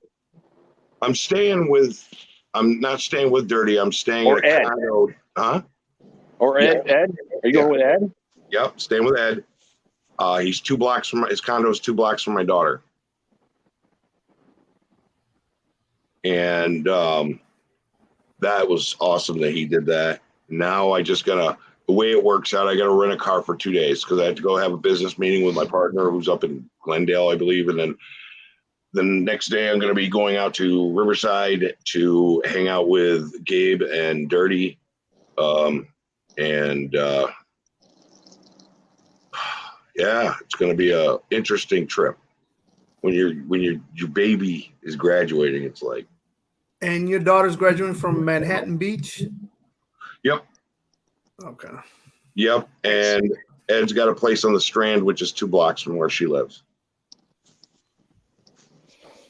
Yes. Nice. Tell Gabe's going to owe me $20. For what? I'll tell him. We made a bet. Okay. So I made a bet with Gabe. Since, on SE channel, he has like a support this show too, guys. West Coast Dugout. It's just talking a bunch of BS, talking smack. It's about, the A's, San Francisco Giants, and Dodgers. So Gabe is a Dodgers fan. He gave me 10 games. I'm a Giants fan. So he gave me 10 games. So we bet $20, and the winner does like a super on SE's channel. So wait, the bet is that the Dodgers are going to finish 10 games ahead of the Giants? Yep. Not on this fucking planet. Thank you, brother. Hey, and Auntie Six jumped in on that bet too. So I'm going to get $20 from him too. Well, yeah, once everything goes back to normal for Dirty, which is going to take a while because last time I heard his wife went into labor. And so he's probably going to be MIA for a few days. But he said he wanted to do a barbecue. Gabe's like 20 minutes from him. And I was talking to baby Mark, wanted to see if he wanted to go with me. My daughter's probably going to go with me. And if she can't, well, he can go with me. And at least we can use that diamond lane, There you go. Dude, so Gabe's going to try to smoke your ass out. Are you going to smoke? What? Oh, Gabe's the 420 show. Yeah, I know, but I don't 420. I just nicotine. He just does cancer sticks. It's funny in California, you can smoke marijuana out in the open, but cigarettes are frowned upon. Don't get that either as an older guy. Yeah. Hey man, I smoked for 20 years, so I get it. I used to hate. I just go out there and make the best of it. I'm telling you, there's an In-N-Out double in my future for sure. Miss that. And a couple other restaurants I missed. There was a place that was in Redondo Beach or Manhattan Beach. I have to go look. And it was just walk-in restaurant, and you go, there's a counter. That's it. There's no tables, just a counter and a bunch of mismatched stools and chairs. And they made a burrito in there. There was like the size of a baby or a small dog. And you're like, yeah, just cut that sucker in half with a sharp knife now, because I know there's no way in hell I'm going to eat the whole thing. And I'll wrap up the other half to go for dinner or maybe breakfast tomorrow if I can't eat dinner. I'm still stuffed. Awesome burrito. I got to see if that's still there. My favorite Chinese place in Torrance is still there. My favorite Peruvian place in Torrance is still there. Like, I got a lot of places I used to go. I lived in California for 20 years. Well, what about Fatburger, OG? Oh, hell no. No? Mustard on a burger. What kind of person does that? OG missing out, man. I don't like that burger. I don't like flat burger. Flat burger. It ain't thick. I don't know. We got one here in Sacramento at the casino. It's the only one in the area. Yeah, anytime I have a chance, I go there. So, bro, you're Sacramento. What part of Sac? I live in Antelope. Antelope? Okay, we're not far away, man. Arden Park, so we're close. You're close, and Raid is close because he's in Roseville. Citrus Heights. So yeah. Or he lives in Roseville. I thought he lives in Citrus Heights. No, he's Roseville. Well, shit, he's even closer. Hell yeah! I told Raid, I'm like, dude, you need to find a Raiders bar and get all the local guys from the 916 together. He's like, dude, find me something. I'm like, bro, I don't know any Raider bars. Do you know any Raiders bars? Corner Pocket. It's at the corner of Antelope and Sunrise. Oh, the pool hall place? Yeah. I've been going there for 22 years. All right, we'll convert it. We'll make it a Raiders bar. I'll have to throw that at Raid. When the Raiders are on, it's a Raider bar. Trust me. Is it? Okay, I did not know that. I've been there. When they used to be blackouts, yeah, it was all Raiders. Like sometimes they had to have a lot of security because we couldn't be around the Bronco fans. Because like in the early 2000s, it was a lot of problems. So they were like, nope, you guys cannot all be here at the same time. We can't have that. So if the Broncos are playing, we have to like chill back. If the Raiders are playing, the Broncos have to chill back. They need to go back to Colorado then. That's right. Sorry, I don't know how we have so many donkeys and cowgirls and Steelers. I mean, we have all these fan bases here. Like, how the hell y'all migrate here? California's got too many people, party? Man. When I lived in Southern California, we had the Raiders, the Rams, and the Vikings. Rams played in Anaheim, or the Chargers played in San Diego. You didn't go into anywhere, Orange County or LA, wearing anything but Raiders gear. Because they had some violent ass surfers in Huntington Beach who beat the shit out of you. That's crazy. But that's the way it was back in the day. You know, it's funny, you can oh, I miss the old days, you know. Well, OG, can you picture this? All right. For like everybody that you've met from all your shows and going on to other people's shows and just talking in chat, talking to like these brothers here. Can you imagine, you know, if they would have had YouTube way back in the day? Like, I just remember, like, you know, the tailgates in Oakland, and you don't even know people, and you just like introduce yourself and talk, and they invite you over, or you invite them over. Hey man, have a burger, have a hot dog, you know, have a taco. You know, it's like, you just come on over, eat my stuff, you know, or they'll invite you over and have a cocktail. But if you can have this, like what's going on, like with Las Vegas right now, and just to be able to meet everybody. It was that way in LA too, man. It was that way. Everybody was making carne asada, so you knew what you're getting. And it was, yeah. But I mean, even like right now, I got to meet, you know, Cool Kev tonight for the first time. And, you know, we've been, you know, chit-chatting it up for like months. Right. Yeah. You know, just in a chat. So, I mean, it's like you get to meet guys that you've been talking to for months and months and months on end. And it's like, if we could have had this, like when we're young guys, then you could have, like, you know, planned the stuff like what they're doing in Vegas, which I'm jealous I'm not there. I mean, how awesome would that be? If we had, first of all, the internet when I was a young guy, and YouTube, because neither one of those were happening back then. They didn't exist yet. But if they had that back then, dude, I'd have 1 million subscribers by now. At least. Oh yeah. 10 million subscribers or whatever. Yeah, dude, no, because you do it that long, that's what's going to happen. I mean, unfortunately, I didn't get on the internet until I was 35 years old, bro.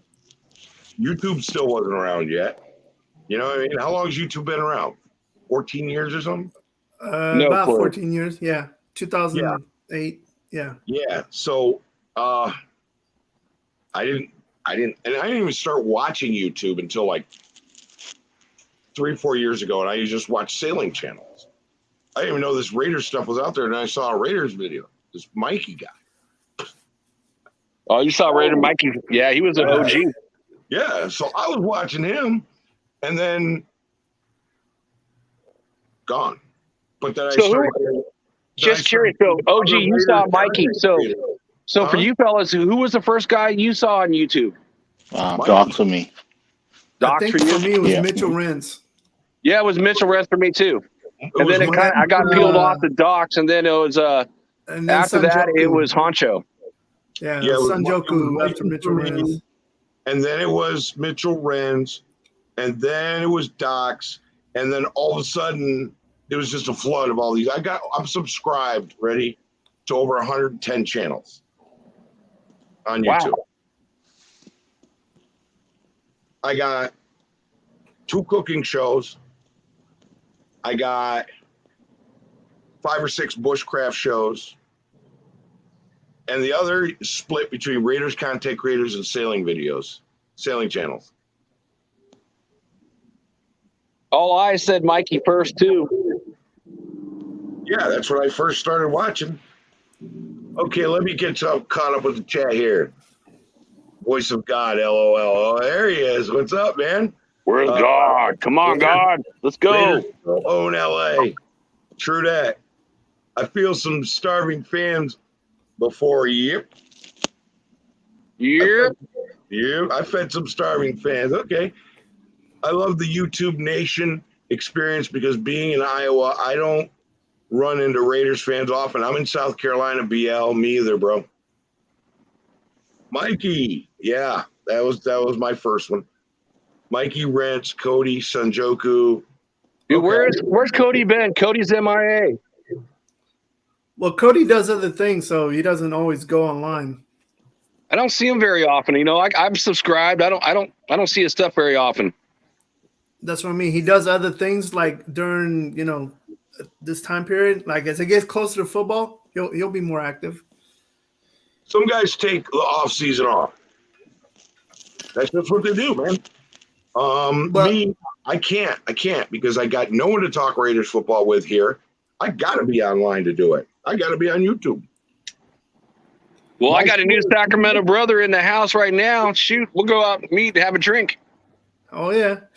Yeah, man. But, I had no idea there was any Raider content creators. 2 years ago, I was forced to be at home like a lot of us. And I'm like, you know what? Since I'm home, let me see if there's anything about the Raiders on YouTube. So I just typed in like Raider content. And all of a sudden, Mitchell Renz popped up. And I was like, so I clicked on that. And I was like, okay, I subscribed. And then Sanjoku and then Mikey Raider. And then all of a sudden, I got like over 100 channels. Damn, I don't even think I had that many shows. Hey, I see my brother SC in the house, a.k.a. the kid. Love you, brother. What's up, kid? What's up, SC? Hello, Eric. Voice of God. What's up, brother? My main account appears to be blocked, so I can't type in the chat. LOL. You told me bullshit because I know nobody ever blocked you on this channel. And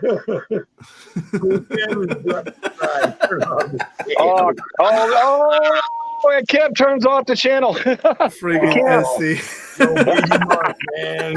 Go easy, bro. Hey, Baby Mark, I still want to talk to you about that. I'm gonna be out there if I go to that picnic or that barbecue with Dirty and Gabe, man. You want to go with me, man? I know you're gonna be near the where I can pick you up. Much love here for the support. Hey, man, cool. Hey, we all support each other, bro. That's a cool thing about the nation. Hey, but OG, what do you need? Like, I've been thinking about starting my own channel. Like, what do you need to get started? Besides having a freaking laptop. You got a laptop? Yeah, I'm on it right now. I'm just saying. Like, what else? You got to go on a lot of people's shows and talk. And if you're not afraid to do that, you should probably be a content creator. Yeah, the only thing I've been worried about is like, okay, I can't talk like, like Wasted and Docs. I got to do like serious homework if I'm going to get on live. Okay, number one piece of advice, be you. Right. Yep. Okay, everybody's different on these things. I'm just like the crazy old drunk uncle of Raiders YouTube, bro. Okay, that's me. I'm that uncle that everybody, all the kids love and the adults don't want showing up. I don't care. You just got to be yourself. You just got to like talking about the Raiders and just making sure you keep up with the chat, which is harder and harder and harder as you get bigger. So you got to acknowledge the chat as much as possible because guess what? In this channel, it's not Dos Pendejos. It's Dos Pendejos and a chat room. The chat room is also the star of this show. I'll be down, but you know what happens. So I'll be keeping you updated the closer to the date. Did I give you the date? The date is June 19th, bro. There, you've got the date. So, anyway, that's the date of the barbecue we're going to. In SC, I think I've asked this before. I know you're coming out for the Dodgers-Giants game, which I think is the 31st of June. The Will Clark retirement jersey is the day before against the Cubs. So I don't know if you're coming out for the weekend to go see the games in San Francisco. But if you are going out on the 30th, let me know, brother, and then we'll meet up and have a cocktail. So Raider Kojo, all you got to do is have want and desire and enjoy doing what you're doing right now. Exactly. And then I got to sign up for StreamYard too, right? Sign up for StreamYard. You want to set up your account. You want to set up your StreamYard and link it to your YouTube account, right? And then you want to StreamYard has these webinars that teach you how to use their product to the max. Okay. I just took one last week. I should be able to do a whole bunch of new things, but none of the stuff I learned really. One of the things they told me didn't work, so I was kind of pissed. But you get yourself set up, and you put up a thumbnail. You get a picture of something that you want to take a picture, keep it stored, and then when you go to, it's going to request it, put on there. Do you want to set up a thumbnail? You click on it, you find that file, click on that. There's your picture. You set your time. What you do is go into your studio.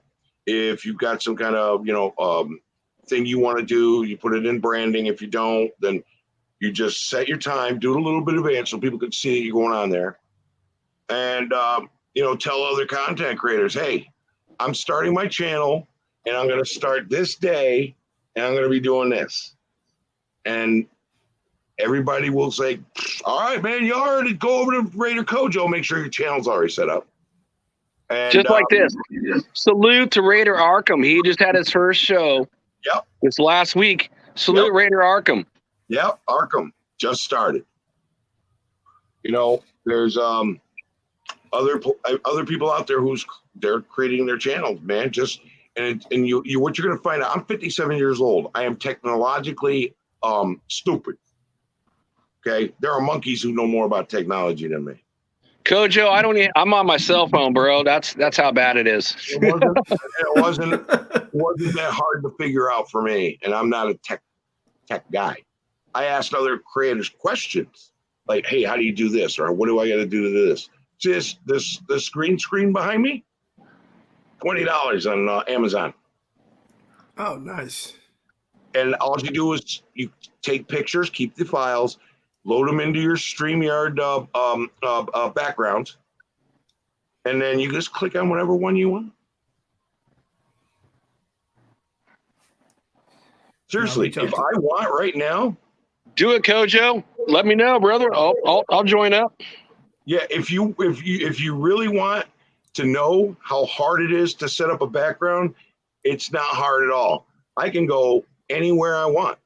And there's my grandpa's outhouse. Yeah, you need to make a T-shirt of that one, OG. Seriously, do an OG T-shirt, Raiders Outhouse. Welcome to Grandpa's outhouse. Yeah. Now there's something else I was thinking of doing when I can do merch. When I finally can do merch, I'm going to be using logos for Lord Roshitas of the image of me that's in my profile that he created. I'm going to be using digital presence image he did for me. I would love to put that on a hat. Ball caps. Okay, OG, I got to say this. For the Dos Pendejos, we got to get Joe's picture off and get my image on there. No, listen, Joe and I are still going to do these. I know, but I'm not Joe. Right, but we need to get an image of me and you. I don't know how to do that. I have to talk to somebody. That's what I'm saying. Talk to press. But no, I'm going to have Dos Pendejos with me and Joe, me and you. I'd like to do a Trace Pendejos. Friday would be awesome to do a Trace Pendejos. Like that too. Okay. I'll talk to Joe and we'll see if we can do that Friday next week. Nice. Heck yeah. The more I'd love to go back on with Joe. I've been on a couple of shows with Joe. Huh? I said I've been on a couple shows with Joe. Oh yeah, I've never been on this show with Joe, even though, when Joe's, sick or whatever, helping out and taking over for Joe. It's like I've been on other shows with Joe, like on SE and so forth, but I haven't been on with this show with Joe. So it'd be good to see him. No, I'm just doing this. I want to do the show, but Joe's got some logistical things he's got to do. And so I'm like, okay, no problem. But like, here's the thing. Right now we got cuatro pendejos in here. We the more pendejos, the merrier. That's just funny. So I do have a question for you on the Pendejo stuff. So, when you and I were watching Murph show, the sports talk radio, it's like, did you know what Pendejos even meant? Or it's just like, someone said, hey, do Pendejos. Or how'd you get the name? Promote it. Me? Yeah. How'd you get Pendejos? Because I remember when you and I were chit chatting in the chat on Murph show, what a Pendejo really was. So no, I was a pendejo. I knew what a pendejo was when I was a kid, man. But no, I thought of this name, Those Pendejos, in a chat room, and I hooked up with Joe and I said, "Hey, what do you think of this name?" And he started laughing. I go, "Exactly." He goes, "Yeah, let's do that." So everybody who understands what a pendejo is. I didn't know what a Pendejo was until I watched Murph show, and you and I were watching it together. Right, but I explained it to you before. But I mean, it's just, Murph started using the sea of pendejos in his show, and I'm like, okay. I don't mind. I love Murph. Murph was on with me and Captain Jack and Phil Villapiano. I mean, I always like Murph. Let's just put it this way: I don't miss Murph shows. Period. Wednesday 7, boom. I don't care what I'm doing. I'm watching Murph's show. Him and Uncle Mosh and Swag Def, they kill me, man. Their show is brilliant. The way it's laid out. They've been doing it for years. You know that. You're a made man. They're partnered with the Bolitnikov Foundation. So, no, I love that show. When they started doing the Sea of Pendejos, I was like, whoa, that was 2 weeks ago. And then they did it again. I'm like, okay. So, it was funny when Captain Jack called in and he ran out of time because it's only 3 minutes. I got to catch my lips sometimes. Going to visit Captain. His show when he's on Roku. When he's on Roku. Roku, yeah. You better bring your choir boy. But no, I've called into Murph's show many times, and it's a fun show and usually I'm pissed off about something with the Raiders when I call in. That's why, otherwise I don't call in, but there's I've gotten on there a few times. I'm a made man. I'm also a 3-time Sizzler Award winner. So So when you're a Sizzler Award winner, you get a gift card? Is that what that means? You don't get nothing. No, you just you have the best call or the best email. Okay, best call or best email. Right, and it's just kind of a emotional trophy. You know who's real funny? Kill Jadis. When that dude does the Macho Man and he's talking to Well, there's a bunch of people that are on there that I love hearing from. The guy from Paul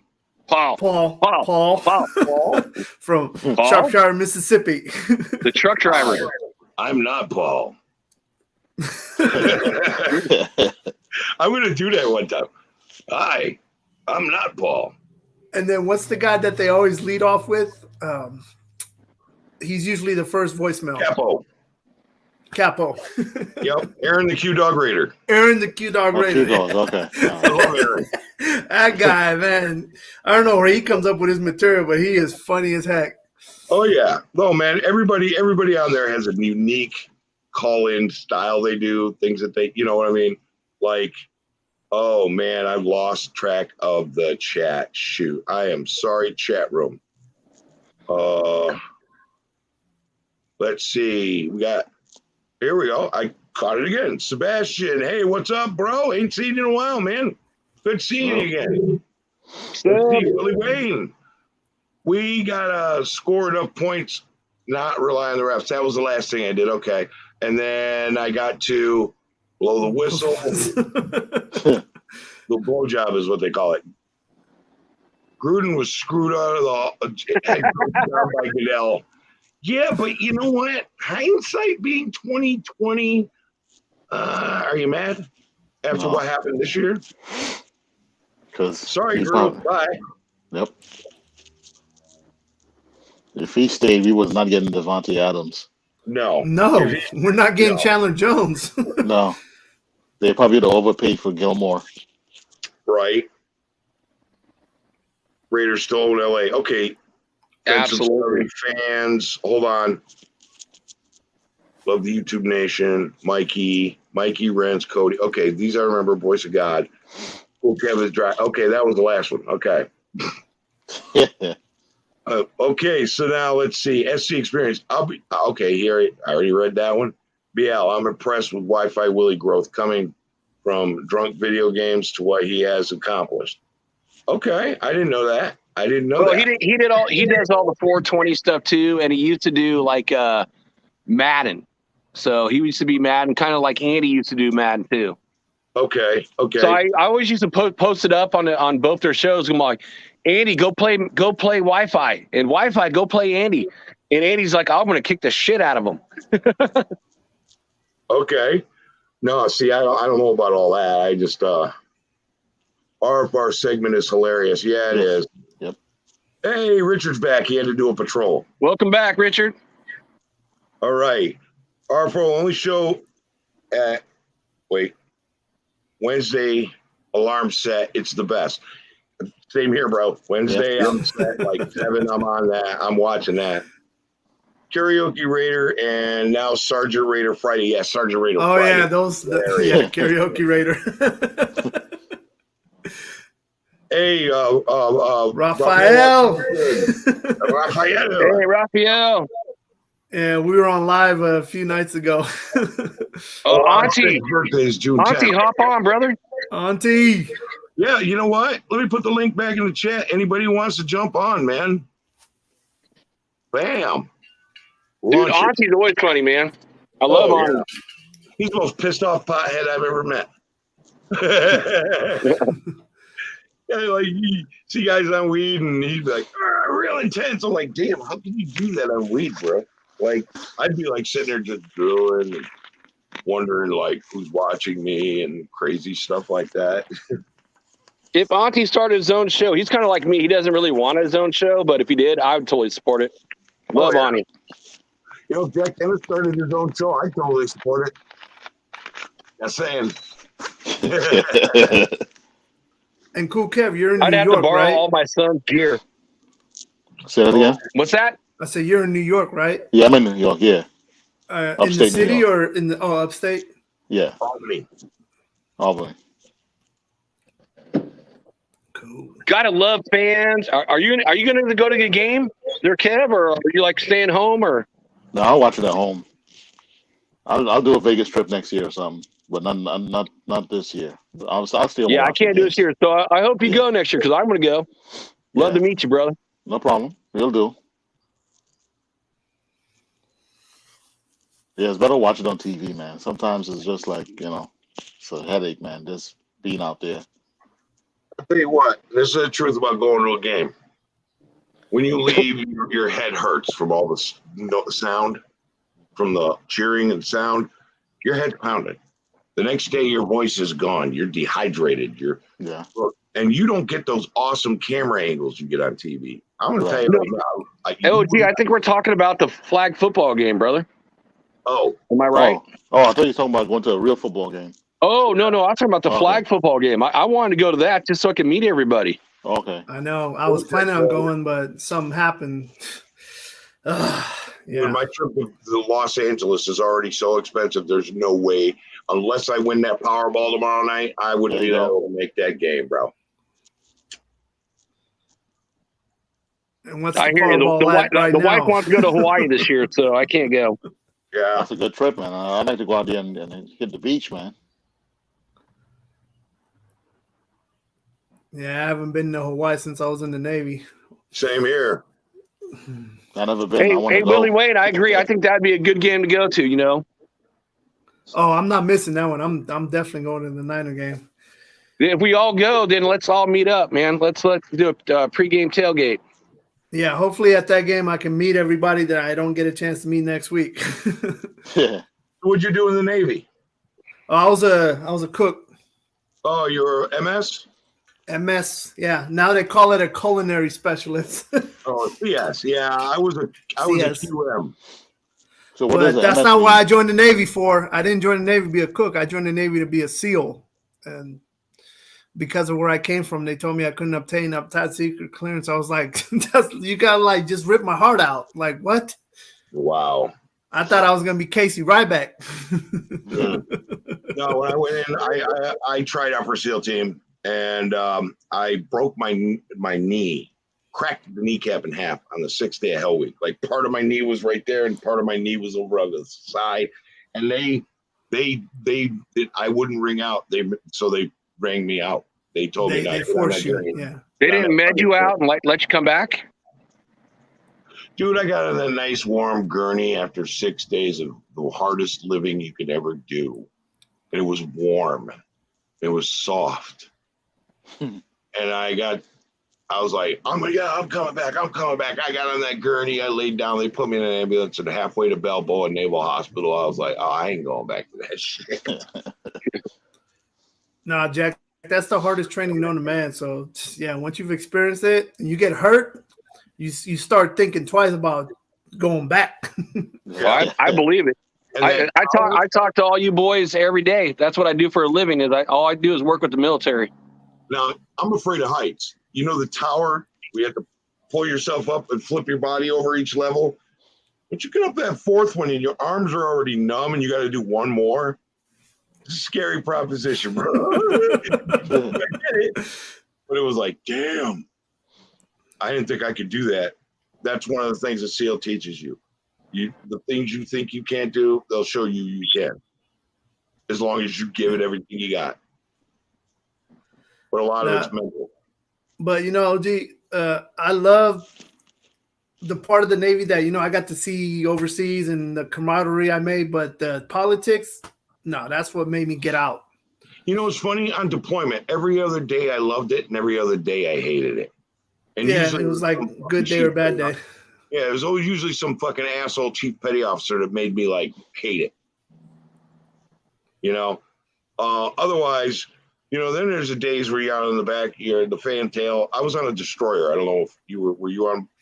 I was on an aircraft carrier first, and then I had to get transferred to a smaller ship. It was an ammunition supply ship. So I was on the Carl Vinson, and then I went to the Mount Hood. Okay. Yeah, Carl Vinson was still around back then when I was in. I was on the USS Waddell. It's an Adams class destroyer for the Vietnam era. And let me tell you something, dude. That movie Greyhound that Tom Hanks made. I haven't seen it yet. I want to see that, but I've seen the previews. When you've seen the scene where the ships are bouncing like that, that's no exaggeration. That is zero exaggeration. I believe it. Hey, Casper, you got to pull up, brother. You have to pull up, man. I've been wanting you for a long time. Man, Casper's got the stories about Otto. You got to pull up, man. Pause. Salute. It's a pause. I have to pause it, OG should pause it. He just knows me, man. I know. Too old to be saying that stuff. Yeah, there's the link. Casper, pull up, man. Talk with us. You got an exemption. Story. MG, hey, salute, OG, brother. what was your rank when you got out? Willie Wayne, let's do that. Make a tailgate happen. Kojo, you, me, Ray. I made second class. And that's pretty good considering I made Seaman Apprentice and Seaman twice. Twice? Yeah. So did you get busted down and then go back up or what? Yeah, I got busted with a fake ID. You're such a bad boy. Me being an MS, it was very hard to get to E4 because you had to get like almost 95% on your written test. Right. I always passed the test. They call it the PNA, pass but not advance. Right. But I made QM2 in first increment. So I was a QM2 for 2 days and then I got out. I chose the wrong profession in the service. Had I chosen something else, I probably would have still been in the service now. Right. Well, QM though, when I got out, they were offering me a $20,000 bonus to re-enlist, and I was like, no. Well, I salute you guys re-enlistment bonuses work anyway. For putting your time in. I salute you guys, man. Much respect for that. If your billet is wide open and they need them, those bonuses are there. I remember seeing a guy get a $10,000 bonus when he made QM1 before. That was when I was new. And we went partying in Vegas that weekend. He came back with $40,000. This guy knew how to play fucking cards, man. Wow. That's good. Oh, yeah. Casper, I'm jealous, brother. You're going to Vegas? And that's awesome. You're going to go see the A's and Rangers game? That's awesome, dude. Oakland right now waiting on a beer for the A's Rangers game. Oh, okay. So he's going to be there. Was it my dad was going to be an air aviator, and they put him in the SEALs. See, my father was a frogman Korean War. That was before they were called SEALs. Right. Did all the training, landed on the beach. They were told to hold their position for a few days. He went swimming and a shark tore his heel off his foot. They sent him home. And my father actually was one of the rare people survived 2 shark attacks in his life. He loved diving, and he was in Australia diving, getting conch shells. He'd eat the conch, polish and sell the shells. Shark grabbed him by his forearm, and he still had that scar. It was like, whoa. But, my father got attacked by sharks twice. Is your dad still around? He should buy some lotto tickets, man. No, what are the odds? He passed away about 10, 15 years ago. On his birthday, buy a lotto ticket his name, because, like, shit, 2 shark attacks, that is like hitting the lotto, like the odds. Yeah, like getting hit by lightning twice, What's up, Raiders Nation? Washington, D.C. has pulled into the house. Salute. Hey, shit, 202 in the house. Hey, you know what, Kenneth? Have you been in here before? If you haven't, listen, the people that have been in before, like Danky Udall, Kenneth, I haven't seen your names in here. If you're not subscribed, man, hey, please subscribe. We put out some fun content, bro. It's like barbershop, drunken family gathering / Raiders content. And a little bit of Raiders history. Anyway, guys. Huh? Go ahead, OG. What'd you say? Go ahead. No, go ahead. No, go ahead. Go ahead, OG. He said, go ahead. I thought somebody was talking, and I thought I was cutting somebody off. Go ahead. No, go ahead. Oh, shit, I got nothing to say. No, but I don't know, man. We've been running for almost 2 hours. Anybody else want to pull up, hang out, chop it up? The comments have slowed way down, so there might not be a lot of people in there. All right, I guess let's ask a question. We talked about offensive line. What about defense? I mean, what do you guys actually think about this defense? I mean, I'm like wait and see. I just don't know. I mean, because it's so unknown. I mean, that is like my biggest question mark for the whole team. We know the offense is going to be good as a whole, but I don't know about the defense. I really just don't know. And that's the reason why we started our show today, OG. It's like we're going to talk about some hidden gems on defense. All right. I'm still concerned about the interior. What? I was saying I'm still concerned about the interior defensive line, Because they haven't really proved to me that they can push the pocket and keep the quarterback contained. Right. They need a big boy in there. So what do you guys okay, let me throw this out at you guys. Since you're talking interior defense, I heard Mo Collins Mo Collins? The guy that we drafted who had a heart murmur in the 5th round was supposed to be a first round draft pick. Thing is Mo Collins, yeah. And I heard he's a free agent. So What do you guys think about bringing him back? I was sad when we got rid of him in the first place. You're talking about a different guy. The guy from, where was he, Michigan? Yeah, Michigan. Was that Mo Hurst? Mo Hurst, that's it. Thank Maurice you. Hurst, yeah. Maurice Hurst. Maurice Hurst. What do you guys think about bringing him back then? I mean, I would take a look at him. I would bring him into training camp. I don't know if he'll make the roster. How big is he again? Is he 350? 320? No, he's smaller. Nah, we need somebody up there in over 320 to push the line. 330 or more. Yeah, more. Yeah. He's not a nose tackle. He's going to be a defensive tackle, but he's not a nose tackle. Yeah, we need a good nose tackle. So, guys in the chat, what do you guys think about, bringing, Maurice Hurst back? You guys want him? I would like to see him come out. Like I said, I'll bring him into training camp. Yeah. He played pretty well, man. He did. First round talent. We got him in the 4th. Actually, 5th. 5th. Okay. He was first. He had a heart murmur. So no one wanted to bring him in because they're like, oh, we can't let a guy like that play because he's got a heart condition. And the Raiders drafted him, and we caught a bunch of shit for it. But you know what? His health was fine, and I think it's been fine ever since. Kenneth Bryant said, I want Gerald McCoy. How do you feel about that? Gerald McCoy is damaged goods. I mean, he's damaged goods. I mean, big time. I don't think you can trust him more than a game. He was done 2 years ago. I think Maurice Hurst has it in the heart, but I don't think he has it in the knees. I mean, Gerald McCoy, he has the heart, just not the knees, bro. This body is retired, man. I mean, we drafted a dude that almost died in college. So what does that got to do with, if he has a heart murmur? Right. We got Billings, Hankins, and the guy from Chicago, Bilal Nichols, in the middle. Yeah, I mean, I think if Bilal Nichols can be what he was with the Bears, then we kind of get that interior push. Right. But, until you actually see live play. Right.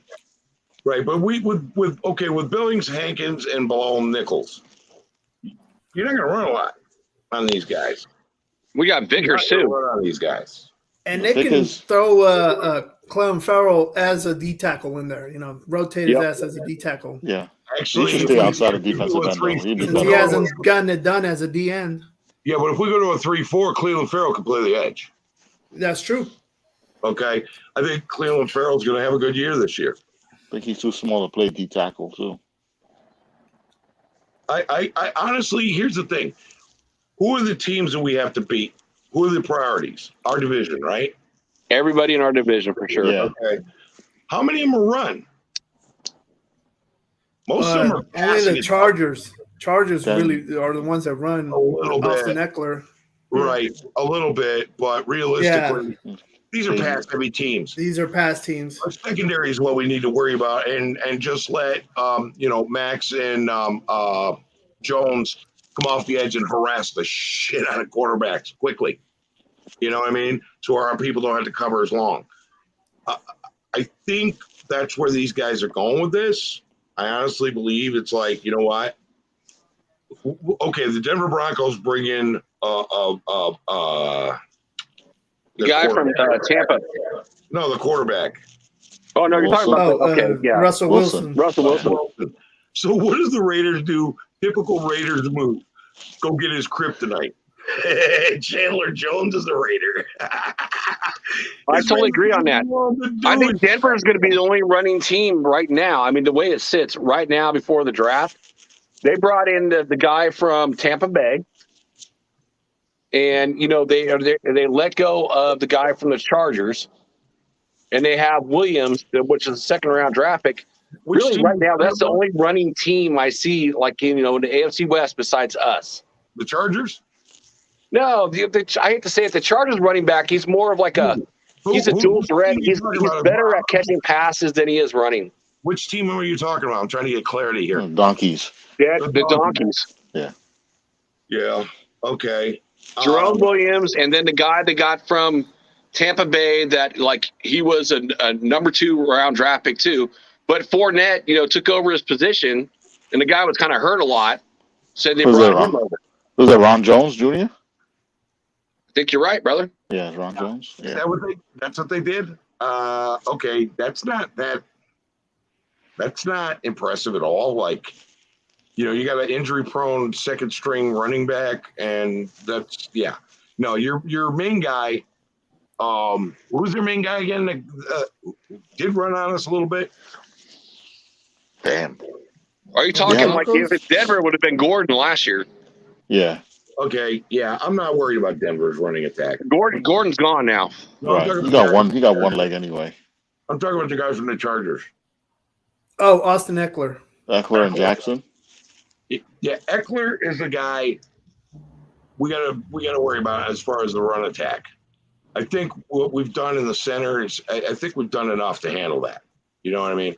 It's when we have to play Tennessee is when we need that kind of quality run stopper. Yeah, everybody needs that against Tennessee. I mean, my Lord, that is like the most powerful running back in the game right now. Right, but in our division, who's good at stopping the run? Denver. Yeah, Denver got a sleepy sleep on. They got a sneaky defense. Right, but the Chiefs' run defense is trash. They have the worst run defense in our division. Chargers don't have a great run defense either.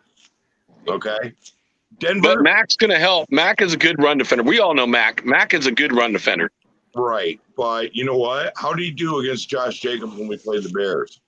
They beat him. They shut us down, man. Well, we shut him down in the pass rush. In that game this last year, I'm talking about. We're talking about the game 2 years ago. Oh, 2 years ago. Okay. He didn't do shit. No, I think because Twinkie Brown held him in check.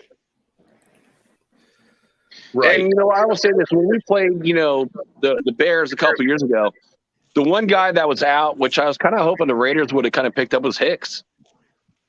He's a stud. I mean, I don't know what his deal is right now. If it's like he's just too hurt, or I think he's still a free agent. I'm not sure. Okay, and another thing, everybody's talking about all the teams in the AFC West went out and got those defensive ends, right? The pairs of defensive ends. At the end of the season, the Chargers won't have Mack or Bosa because those are both guys who get hurt a lot at the end now. Okay, who the Chargers got? They got J.C. Jackson. Yeah, that's it. They got Mack and Bosa, and by the end of the season, playoff time, they won't be there. Well, they got what's his name, Derwin James. Well, I guess I'm wrong. Mike Sierra. He said Ronald Jones went to KC. I thought he went to Denver. Oh, okay. No, but here's what I hope happens because we picked up Chandler Jones. So just like they said, pick your poison with the receivers. Well, I hope every week the offensive lineman coach for the opposite team, they're like, okay, who do we pay attention to this week? We pay attention to Chandler Jones, or do we pay attention to what's our other guy? Max Crosby. Max Crosby. So it's like, because you can't double both, right? And then, like Patrick Graham said, if you're 1-on-1, you better win your matchups. Otherwise, you're not going to play. Right. So if you're 1-on-1 with somebody, you better get to the quarterback. We're going to use 2 tight end sets, which will nullify those opposing defensive ends. Yeah, true. Yeah, that's true because Josh runs a lot of tight end sets. Right, but here's the thing. We have the most dangerous defensive ends in the NFL. I don't care what that is fact. We got the best. Kansas City, ain't worried about it. I'm sorry. They've taken a step backwards, and then they went and picked up a couple of receivers that are older that have great names, but that's probably all they got left. Kansas City's going to be the bottom feeder in this division. Then the Broncos, then the Chargers, and we're running this bit. It's funny, OG, we brought in Thomas Everett. Huh? We're going to see after the draft because, when you got 12 picks, 2 picks in each round for the first 4 rounds, they're not going to be able to replace Tyreek Hill. Okay. You're going to need multiple players to do that. But you have an amazing quarterback that can do that. So we'll see it. I said it's funny. We brought in Thomas Everett from the Ravens to neutralize Tyreek Hill, and then he bounces to Miami. I'm like, look at that. Okay, We brought in a corner to neutralize the cheetah, and the cheetah said, nope, I'm out. Yeah, Right. well, here's the thing. We got Everett. We get another speed receiver on another team now. We're good. We're good. We don't have to And if worry you're not about a getting speed burnt. receiver, Everett's just going to have to learn to slow down. Well, now with Everett, we got 3 good defensive backs. We need one more defensive back. Let's get one in the draft. All right, guys. What do I'm you going say, to jump Jack? off. Get one in the draft or get pick up like Chris Harris Jr.? Ooh, Later, No. bro. who's the safety though? Hey, he could be. I mean, Patrick Graham could put him to corner. Yeah. I think Harris is a safety, so I wonder about that. I just did a thing on her, the closer, and I'm curious about Gillespie because last year we had Kuntz and he didn't play very much, and then when he did, he impressed. Well, hopefully we So get I to just see the wonder guys about that didn't play Gillespie, last like year. when he comes in. I'm curious. A year under his belt, getting better, young guy. I kind of want to see it. Yeah, because remember, we got Gillespie, Divine Diablo, Nate Hobbs. We got these guys in there that they were rookies last year. I think we're going to get to see some of them guys shine a little bit, too. Yeah, I think Patrick Graham was going to play everybody more than previous regime To their strengths. to their strengths. And I He like plays that our everything, offense is so, going to yeah. change every week. Our defense is going to change every week. So there's no game film you can watch on the Raiders and be like, okay, this is what they're going to do, because you don't know what the fuck we're going to do. Exactly. It's like that's why my biggest question mark is the defense versus the offense. We already know the offense. We already know the weakness is our right tackle and our center. And we'll see what's going to happen with the offense. We know we're like the best skilled team in the NFL, pretty much. I mean, the only teams I can even compare the Raiders to on offense is like you look at the Rams and what they've done. You look at what the Bengals and what they have. Besides that, it's the Raiders. But on defense, I have so many question marks because we just don't know. We don't know what Graham's going to do. We don't know what he's going to run. We don't know how the players are going to fit in. I mean, I'm not too worried about that, because last year it was the same thing. We got Gus Bradley, and I was like, okay, well, what is our defense going to do this year as opposed to Paul Dum last year? But that first game against the Ravens, okay, started out a little slow, but then in the second half, they started adjusting. They started being in the right places. So I'm not too worried about what we're going to do as far as, personnel. But it's just how long is it going to take? Is it going to take a half, a whole game, 2 weeks? What? I'm going to tell you, we only do how many preseason games now? 3? 3. Okay. So usually you go to preseason and then 4 games in, and then you start seeing who you're going to be. That's normal back in the day. When you had 4 and then you went 4. Now you go 3 and 5. After week 5, you can start seeing who you are, and you'll see the team we're going to be. I agree. Now, So, yeah, about the end of September, early October. Yeah. But anyway, guys, we've been on here for 2 hours. Last thing. So, in the way of Matt Marinovich, I agree. Like, I want Williams as a right tackle. I'd love to see him. But also, I like, we can see what happens after June 1 cuts. And we did want to bring back Casey Hayward. So, again, we talked about Bradbury earlier. So, we know Casey Hayward is not a man-to-man guy. So, zone coverage guy. But Bradbury's also a zone coverage guy, so that's interesting in itself.